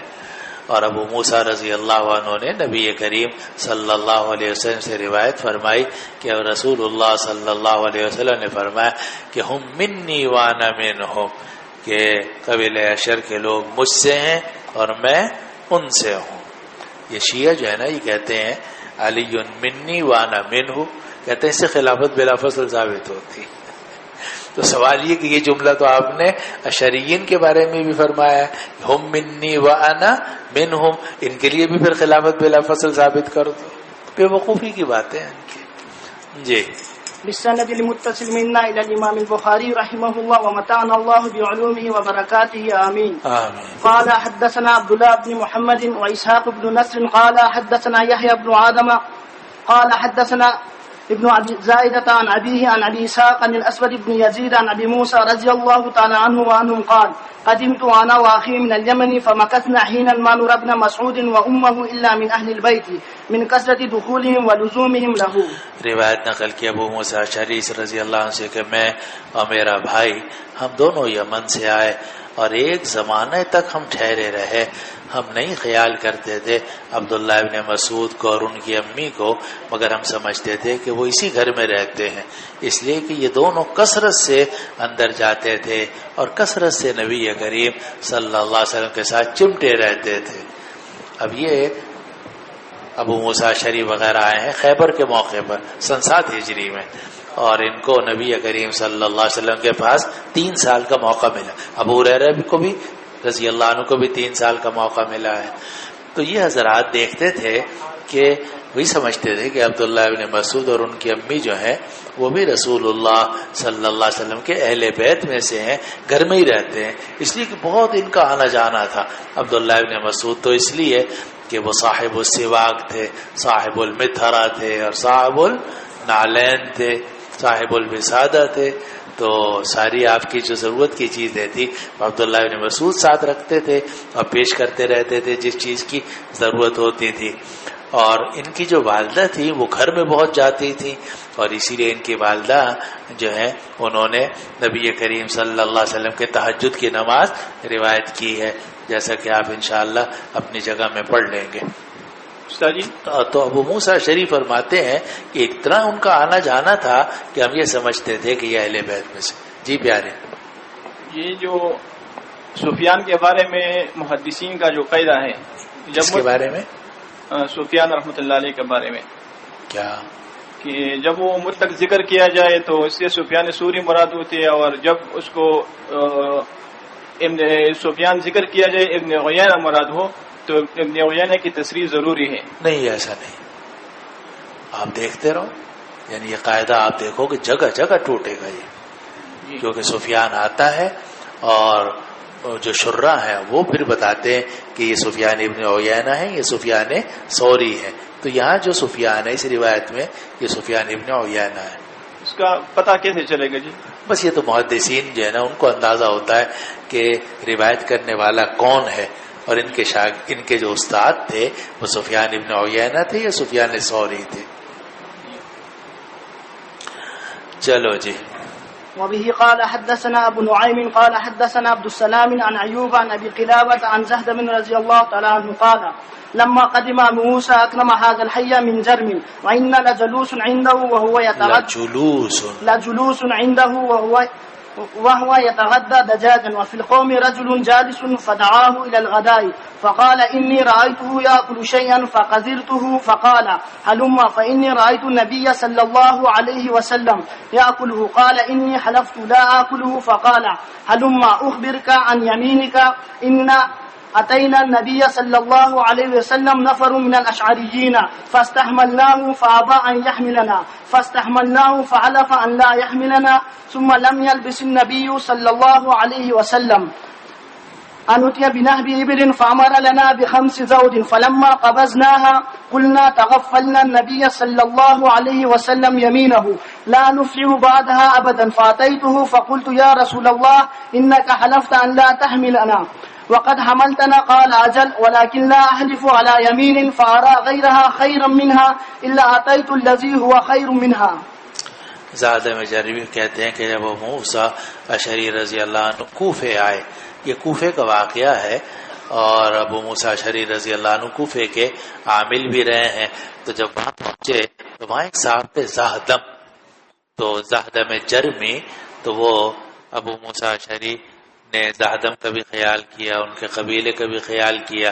تو اس سے متعلق روایت ہے کہ جب ابو موسیٰ کوفے آئے تو انہوں نے جرم قبیلے کا بڑا اکرام کیا، اور ہم آپ کے پاس بیٹھے ہوئے تھے. جلوس جمع ہے جالس کی، اور اس کے معنی بیٹھنے، ہم بیٹھے ہوئے تھے. وہ یتغدی دجاجا، اور آپ مرغی صبح کے وقت میں کھا رہے تھے، یعنی ابو موسیٰ اشعری جو تھے وہ مرغی کھا رہے تھے، اور قوم کے اندر ایک آدمی بھی بیٹھا ہوا تھا. ابو موسیٰ اشعری نے اس کو کھانے کی طرف دعوت دی کہ آ جاؤ تم بھی مرغی کھا لو ہمارے ساتھ. اب یہاں دیکھو روایت سے معلوم ہوتا ہے، زیادہ مجرمی روایت کر رہے ہیں، تو جس انداز سے انہوں نے روایت کی ہے اسے معلوم ہوتا ہے کہ کوئی اور آدمی تھا.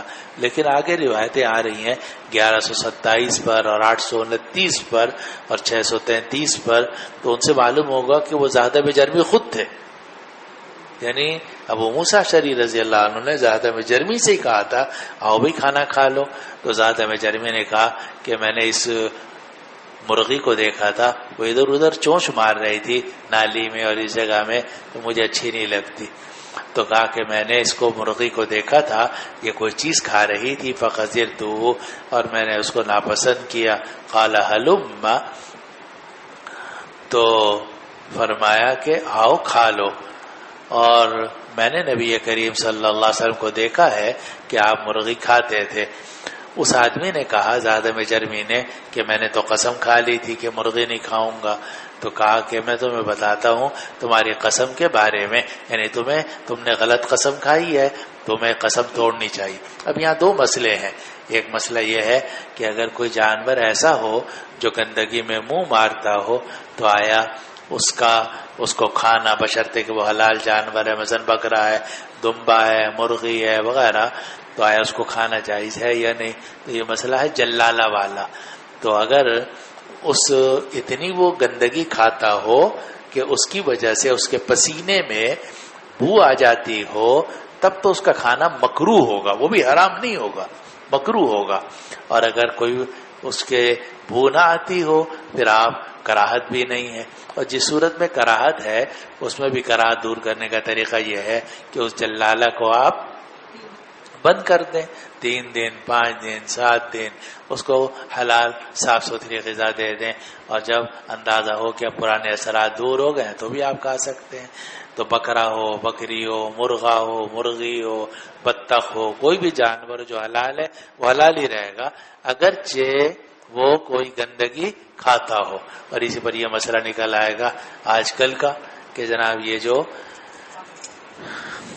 مرغیاں ہیں آج کل ان کو فیڈ جو دیتے ہیں تو فیڈ بسا اوقات خراب ہوتی ہے، خراب چیزیں کھلا دیتے ہیں، بعض کہتے ہیں خون کھلا دیتے ہیں، خون کو، اور تو وہ تو سب ناجائز ہے. لیکن ناجائز ہونے کے باوجود وہ مرغی بہرحال مرغی حلال ہی رہے گی، اس کے اندر حرمت پیدا نہیں ہوگی. البتہ اگر بدبو ہو تو حرمت تو نہیں ہوگی مگر کراہت آئے گی. اور اگر وہ نہیں، یہ تو مسئلہ ہو گیا جلالہ کا. تو انہوں نے قسم کھا لی تھی کہ میں مرغی نہیں کھاؤں گا. اب یہ قسم کھانا کہ میں مرغی نہیں کھاؤں گا، میں انڈا نہیں کھاؤں گا، میں دودھ نہیں پیوں گا، میں بہن کے گھر نہیں جاؤں گا، یہ سب قسمیں غلط قسمیں ہیں اور ان کو توڑنا ضروری ہے. اور نبی کریم صلی اللہ علیہ وسلم کا ارشاد ہے کہ من حلف علی یمین فرأى غیرها خیرا منها فلیکفر عن یمینہ ولیأت الذی هو خیر.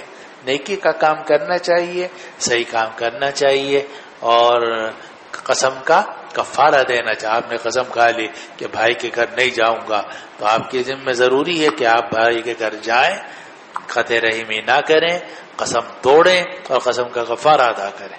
آپ نے قسم کھا لی مرغی نہیں کھاؤں گا آج سے، تو کیا مرغی حرام ہو گئی؟ اللہ نے حلال کی ہے. لما تحرم ما احل اللہ لک، آپ کیسے حرام کر رہے ہو اس چیز کو جو اللہ نے آپ کے لیے حلال کی ہے؟ تو حکم یہ ہے کہ آپ وہ حلال چیز کھائیں کیونکہ اللہ تعالیٰ نے اس کو حلال کیا ہے. آپ کے حرام کرنے سے وہ حرام نہیں ہوگی. آپ نے قسم غلط کھائی ہے، آپ کو چاہیے کہ وہ چیز استعمال کر لیں اور قسم کا کفارہ ادا کر دیں. ابو موسیٰ اشعری نے پھر اپنا واقعہ نقل کیا کہ ہم نبی کریم صلی اللہ علیہ وسلم کے پاس آئے. ہم اشعر کے کچھ لوگ تھے. کب آئے؟ یہ آگے آئے گا غزوہ تبوک کے موقع پر. اور ہم نے آپ سے سواریوں کی درخواست کی، آپ نے انکار کر دیا سواریاں دینے سے، اور آپ نے قسم کھا لی کہ میں آپ کو سواریاں نہیں دوں گا. انہوں نے کچھ ایسا اصرار کیا یا ماحول ایسا تھا کہ آپ کو ناگواری ہوئی، آپ نے کہا بھائی سواریاں نہیں ہیں، میں نہیں دیتا تمہیں، میں نہیں دوں گا، قسم کھا لی نہیں دوں گا. پھر اس کے بعد آپ کے پاس کوئی مال غنیمت کے اونٹ لائے گئے اور آپ نے ہمیں 5 گلے دیے. جب ہم نے ان اونٹوں پر قبضہ کر لیا تو ہم نے یہ کہا کہ ہم نے نبی کریم صلی اللہ علیہ وسلم کو غافل کر دیا ہے آپ کی قسم سے، اور پھر تو ہمیں کبھی بھی کامیابی نہیں ہوگی. تو میں رسول اللہ صلی اللہ علیہ وسلم کی خدمت میں حاضر ہوا. میں نے عرض کیا کہ یا رسول اللہ، بے شک آپ نے تو قسم کھا لی تھی کہ آپ ہمیں سواریاں نہیں دیں گے، اور آپ نے تو ہمیں سواریوں پر سوار کرا دیا. آپ نے فرمایا ہاں میں نے تمہیں سواریاں دی ہیں، لیکن میں نہیں قسم کھاتا کسی کوئی بھی قسم کہ میں دیکھوں کہ دوسری چیز بہتر ہے، مگر یہ کہ میں وہ کام کرتا ہوں جو بہتر ہے اور میں اپنی قسم کا کفارہ دے دیتا ہوں۔ معلوم ہے کہ اگر آدمی غلط قسم کھا لے تو اس کو قسم پوری نہیں کرنی چاہیے، قسم توڑنی چاہیے اور قسم توڑ کر کفارہ ادا کرنا چاہیے۔ یہی طریقہ سکھایا نبی کریم صلی اللہ علیہ وسلم۔ اور یہ تو اس سے معلوم ہوتا ہے کہ آپ نے قسم کھائی اور یمین منعقد ہو گئی اور آپ حانث ہو گئے، بعد میں آپ نے قسم کا کفارہ دیا ہوگا۔ لیکن حضرت گنگوہی رحمۃ اللہ علیہ فرماتے تھے کہ یہ ثابت نہیں ہے کہ آپ نے کفارہ دیا ہو، روایت میں ذکر نہیں ہے، تو یہ بھی تو ہو سکتا ہے کہ یہ یمین فور ہو، اور یمین فور جو ہے وہ بند رہتی ہے اسی مجلس کے اندر جس مجلس میں وہ بات ہو رہی ہو، اور بعد میں وہ چیز حرام نہیں ہوتی۔ مثلا کوئی آدمی آپ سے اصرار کر رہا ہے کہ بھائی چائے پی لو، یہ چائے میں لایا، پی لو، آپ نے کہا خدا کی قسم چائے نہیں پیوں گا۔ اب جب آپ نے قسم کھا لی خدا کی قسم چائے نہیں پیوں گا، تو دیکھنے میں تو یہ ہے کہ چائے کبھی بھی نہیں پیوں گا، لیکن اگر آپ کا مقصد مطلقاً قسم کھانا نہیں تھا بلکہ اس چائے کا انکار کرنا تھا، تو یمین فور کہلاتی ہے، وہ اس مجلس کے اندر بند ہوتی ہے۔ اگر آپ نے اس مجلس میں وہ چائے نہیں پی تو آپ بار ہو گئے، یعنی آپ کی قسم نہیں ٹوٹی۔ بعد میں اگر آپ چائے پی لیں تو حانث نہیں ہوں گے۔ تو آپ نے جو قسم کھائی تھی کہ خدا کی قسم میں نہیں دوں گا، اس لیے کہ میرے پاس ہے ہی نہیں، کہاں سے دوں؟ بعد میں جب وہ آئے تو وہ آپ نے جب دیے تو آپ حانث نہیں ہوئے، کیونکہ وہ جو یمین تھی وہ ان اونٹوں کے ساتھ متعلق تھی جن کا مطالبہ ہو رہا تھا اس مجلس میں اور اس وقت میں، اور اس وقت میں تو نہیں تھے، اس لیے یمین منعقد نہیں ہوگی۔ یہ مذہب ہمارا احناف کے مذہب کے مطابق، اور شوافی رحمہ اللہ نے ایک اور مسئلے پہ استدلال کیا ہے، یمین فی ما لا یملک، کہ اگر کوئی چیز انسان کی ملکیت میں نہ ہو اور آدمی اس کی قسم کھا لے تو شوافی کہتے ہیں کہ یمین منعقد نہیں ہوگی۔ چنانچہ وہ کہتے ہیں کہ نبی کریم صلی اللہ علیہ وسلم اس لیے حانث نہیں ہوئے کہ آپ نے جب قسم کھائی تھی تو اونٹ آپ کی ملکیت میں نہیں تھے، جب ملکیت میں نہیں تھے تو یمین فی ما لا یملک ہے، جب یمین فی ما لا یملک ہے تو یمین ہی منعقد نہیں ہوئی۔ چلو جی، یہ سب باتیں تھوڑی تھوڑی آپ کو اس لیے بتاتا ہوں تاکہ آپ کو پتہ چلے کہ علم کی دنیا میں کیا کچھ ہے۔ جی سر جی ایک سوال، کون کہاں؟ 150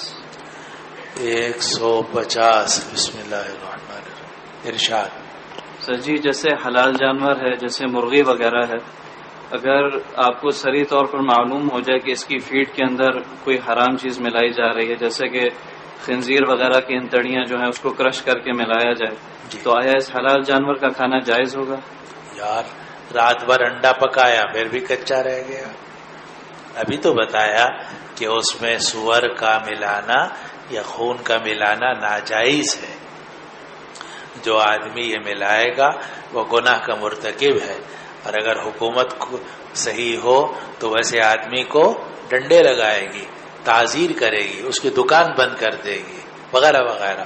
لیکن آگے جب جس جانور کو وہ خون کا یا خنزیر کا کوئی غذا بھی کھلائی گئی ہے تو اس جانور میں اگر کوئی اثرات نہیں آئے تو وہ جانور حلال ہے بلا کراہت، اور اگر اس میں اثرات کچھ آ گئے ہیں تو وہ جانور حلال ہے مع کراہت، اور 3 دن آپ اس کو یا 5 دن یا 7 دن حلال غذا دے دو، پھر حلال تو وہ ہے ہی ہے، حرام تو ہوتا ہی نہیں۔ آپ کے نزدیک حرام ہوتا ہے، فقہا کے نزدیک حرام نہیں ہوتا۔ سیاسیین اور جو عام مسلمان ہیں ان کے حرام ہوتا ہے، لیکن فقہا ان کے حرام نہیں، کیونکہ جو حلال جانور ہے وہ حلال ہی ہے۔ یہ جو زہدم جرمی نے قسم کھائی تھی وہ اسی وجہ سے کھائی تھی جو آپ ارشاد فرما رہے ہیں مولانا۔ زہدم جرمی نے یہ قسم کھائی تھی، میں نے اپنی آنکھوں سے دیکھا ہے کہ گندگی کھا رہی ہے، میں نے قسم کھا لی ہے کہ میں یہ نہیں کھاؤں گا۔ زہدم جرمی نے کہا کہ رسول اللہ صلی اللہ علیہ وسلم نے مرغی کھائی ہے، اور بغریاں تو ہر جگہ چونچ مارتی ہیں۔ میں تو قسم کھا لی ہے، اور میں قسم توڑ دو، کفارہ ادا کرو، کیونکہ نبی کریم صلی اللہ علیہ وسلم نے یہی ہمیں تعلیم کی ہے۔ چلو جناب وبه قال حدثنا عمرو بن علي قال حدثنا ابو عاصم قال حدثنا سفيان قال حدثنا ابو صخرة جعم بن شداد قال حدثنا صفوان بن محرز المازني قال حدثنا عمران بن حسين رضي الله تعالى عنه قال جاءت بنو تميم الى رسول الله صلى الله عليه وسلم فقال ابشروا يا بني تميم قالوا اما اذ بشرتنا فاعطنا فتغير وجه رسول الله صلى الله عليه وسلم فجاء ناس من اهل اليمن فقال النبي صلى الله عليه وسلم اقبلوا البشرى اذ لم يقبلها بنو تمیم قالوا قد قبلنا یا رسول اللہ. یہ حدیث پہلے گزر گئی ہے کہ بنو تمیم کے لوگ آئے, آپ نے کہا کہ اقبل البشرا, اور انہوں نے کہا یا رسول اللہ بشارت تو آپ نے دے دیجیے, کچھ پیسے ویسے بھی تو دیجیے. آپ کو بہت ناگواری ہوئی, آپ چپ ہو گئے. پھر اہل یمن آئے تو آپ نے فرمایا کہ میں نے اہل بنو تمیم کو بشارت دی تھی, انہوں نے تو رد کر دی, تم بشارت قبول کر لو جنت کی. انہوں نے کہا قد قبلنا یا رسول اللہ. اس لیے بعد میں آپ نے فرمایا کہ اہل یمن جو ہے نرم دل ہیں اور بنو تمیم سخت دل لوگ ہیں. جی. وبه قال حدثني عبد الله بن محمد الجعفي قال حدثنا وهب بن جرير قال حدثنا شعبة بن إسماعيل بن أبي خالد عن قيس بن أبي حازم عن أبي مسعود رضي الله تعالى عنه أن النبي صلى الله عليه وسلم قال الإيمان ها هنا وأشار بيده إلى اليمن والجفاء وغلظ القلوب في الفدادين عند أصول الأذناب الإبل من حيث يطلع قرن الشيطان ربيعة ومضرة. آپ نے فرمایا ایمان وہاں ہے, اور آپ نے اشارہ کیا یمن کی طرف. اصل میں مدینے سے جب یمن کی طرف اشارہ کیا جائے گا تو یمن اور مکہ مکرمہ یہ دونوں جنوب میں ہیں. آپ کو پتا ہے کہ مدینہ منورہ میں قبلہ کس طرف تھا؟ جنوب میں. اسی لیے آپ نے فرمایا شرقوا او غربوا, لا تستقبلوا القبلة ولا تستدبروها ولكن شرقوا او غربوا. اس لیے کہ قبلہ جنوب میں ہے, اور قبلہ کا مطلب بیت اللہ, بیت اللہ کا مطلب مکہ, اور یمن بھی جنوب میں ہے. تو اس لیے آپ نے جنوب کی طرف اشارہ کر کے فرمایا کہ ایمان جو ہے وہ یمن کی طرف ہے, یعنی مکہ ہے, پھر اس سے آگے یمن کا جتنا علاقہ ہے یہ سب شریف لوگ ہیں, نرم دل لوگ ہیں, اور جنت والے لوگ ہیں, ایمان والے لوگ ہیں. تو آپ نے فرمایا ایمان وہاں ہے, اور آپ نے اشارہ کیا یمن کی طرف, اور فرمایا سختی اور دلوں کا سخت ہونا فدادین میں ہے. فدادین کہتے ہیں کاشتکاروں کو. یہ جو بنو تمیم کے لوگ تھے یہ مشرق کی طرف رہتے تھے, مدینے کے مشرق کی طرف رہتے تھے.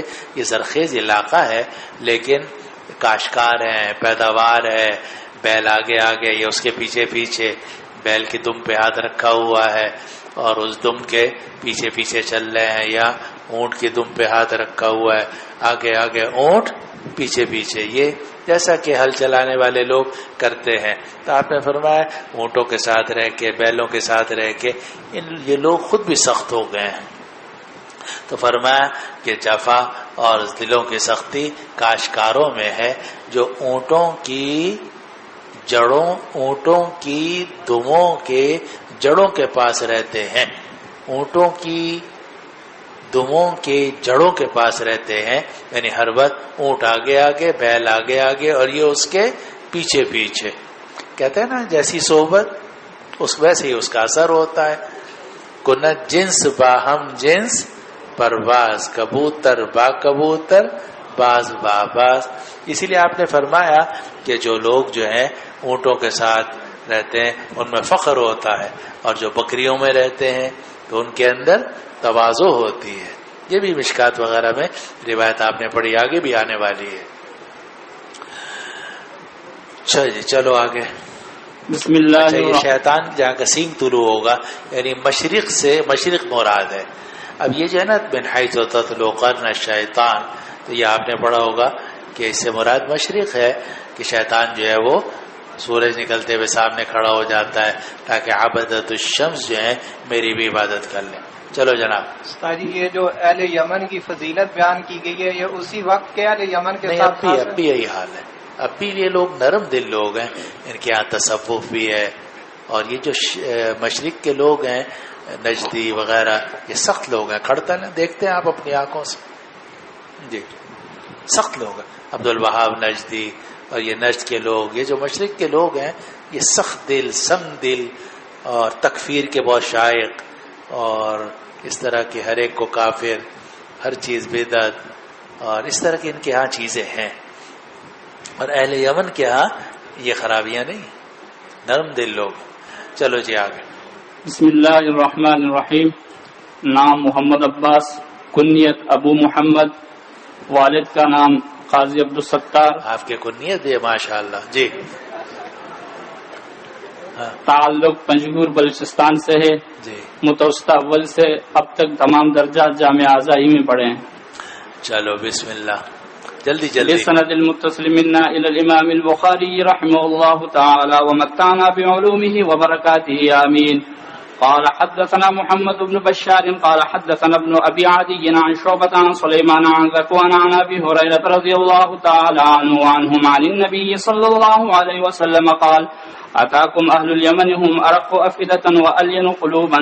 الإيمان يمان والحكمة يمانية والفخر والخيلاء في أصحاب الإبل والسكينة والوقار في أهل الغنم. وقال غندر عن شعبة عن سليمان سمعت ذكوان عن أبي هريرة رضي الله تعالى عنه عن النبي صلى الله عليه وسلم. نبی کریم صلی اللہ علیہ وسلم نے فرمایا تمہارے پاس اہل یمن آئے ہیں، ان کے دل کی جھلی باریک ہے. فؤاد کہتے ہیں دل کی جھلی کو، اور ان کے دل نرم ہے. ان کی دل کی جھلی باریک ہے اور ان کے دل نرم ہے. دل کی جھلی باریک ہونے کا مطلب یہ ہے کہ حق بات جلدی قبول کر لیتے ہیں، اور جس آدمی کے دل کی جھلی سخت ہوتی ہے وہ حق بات دیر سے قبول کرتا ہے، مانتا نہیں ہے. تو فرمایا کہ یہ جو اہل یمن ہے ان کے دل کی جھلی نرم باریک ہے، ان کے دل نرم ہے. اور آپ نے فرمایا الایمان یمان والحکمت یمانیہ، ایمان یمن کا ہے اور حکمت بھی یمن کے لوگوں کی ہے، یعنی یہ حکمت والے لوگ ہیں، سمجھدار لوگ ہیں. اور فخر اور تکبر ہوتا ہے اصحاب الابل میں، جو اونٹ والے، اونٹ بڑا جانور ہے، جو لوگ اس کے ساتھ رہیں گے ان کے دماغ میں بھی بڑائی آ جاتی ہے. والسکینۃ والوقار فی اہل الغنم، اور سکینت اور وقار ہے بکری والوں میں. بکری چھوٹا جانور ہے، تو جو لوگ بکریوں کے ساتھ رہتے ہیں ان میں سکینت، تواضع پیدا ہوتی ہے. اسی لیے ہر نبی سے بکریاں چرائی جاتی ہیں، ہر نبی کو اسے ما من نبی الا وقد رعاها. کوئی نبی ایسا نہیں ہے کہ جس سے بکریاں نہ چروائی گئی ہوں، تاکہ طبیعت میں تواضع، سکینت، نرمی اور وقار پیدا ہو. تو آپ نے فرمایا جو اونٹ والے ہوتے ہیں تو ان کے اندر فخر اور خیلا ہوتا ہے، اور اہل غنم کے اندر سکینت اور وقار ہوتی ہے. چلو جی آگے. وبه قال حدثنا اسماعيل قال حدثني اخي عن سليمان عن ثور بن زيد عن ابي الغيث عن ابي هريره رضي الله تعالى عنه وعنهم ان النبي صلى الله عليه وسلم قال الايمان يمان والفتنه ها هنا يطلع قرن الشيطان. اب یہ مشرق کی طرف سے فتنہ نکلے گا. اس فتنے سے کون سا فتنہ مراد ہے؟ اکثر مفسرین کہتے ہیں دجال کا فتنہ مراد ہے، کہ دجال جب مدینے کی طرف آئے گا، اگرچہ مدینے میں داخل نہیں ہو سکے گا لیکن وہ آئے گا مشرق کی طرف سے ہی. چلو جی. وبه قال حدثنا ابو اليمان قال اخبرنا شعيب قال حدثنا ابو الزناد عن الاعرج عن ابي هريره رضي الله تعالى عنه وعنهم عن النبي صلى الله عليه وسلم قال اتاكم اهل اليمن اضعف قلوبا وارق افئده الفقه يمان والحكمه يمانيه. تمہارے پاس اہل یمن آئے، ان کے دل نرم ہے، ان کے دلوں کی جھلی باریک ہے، فقہ یمانی ہے. اور فقہ سے مراد ہے دین کی سمجھ. دین کی سمجھ یہ یمن کے لوگوں میں ہے، اور حکمت بھی یمن کے لوگوں میں ہے، یعنی یمن کے لوگ سمجھدار لوگ ہیں. واللہ سبحانہ وتعالی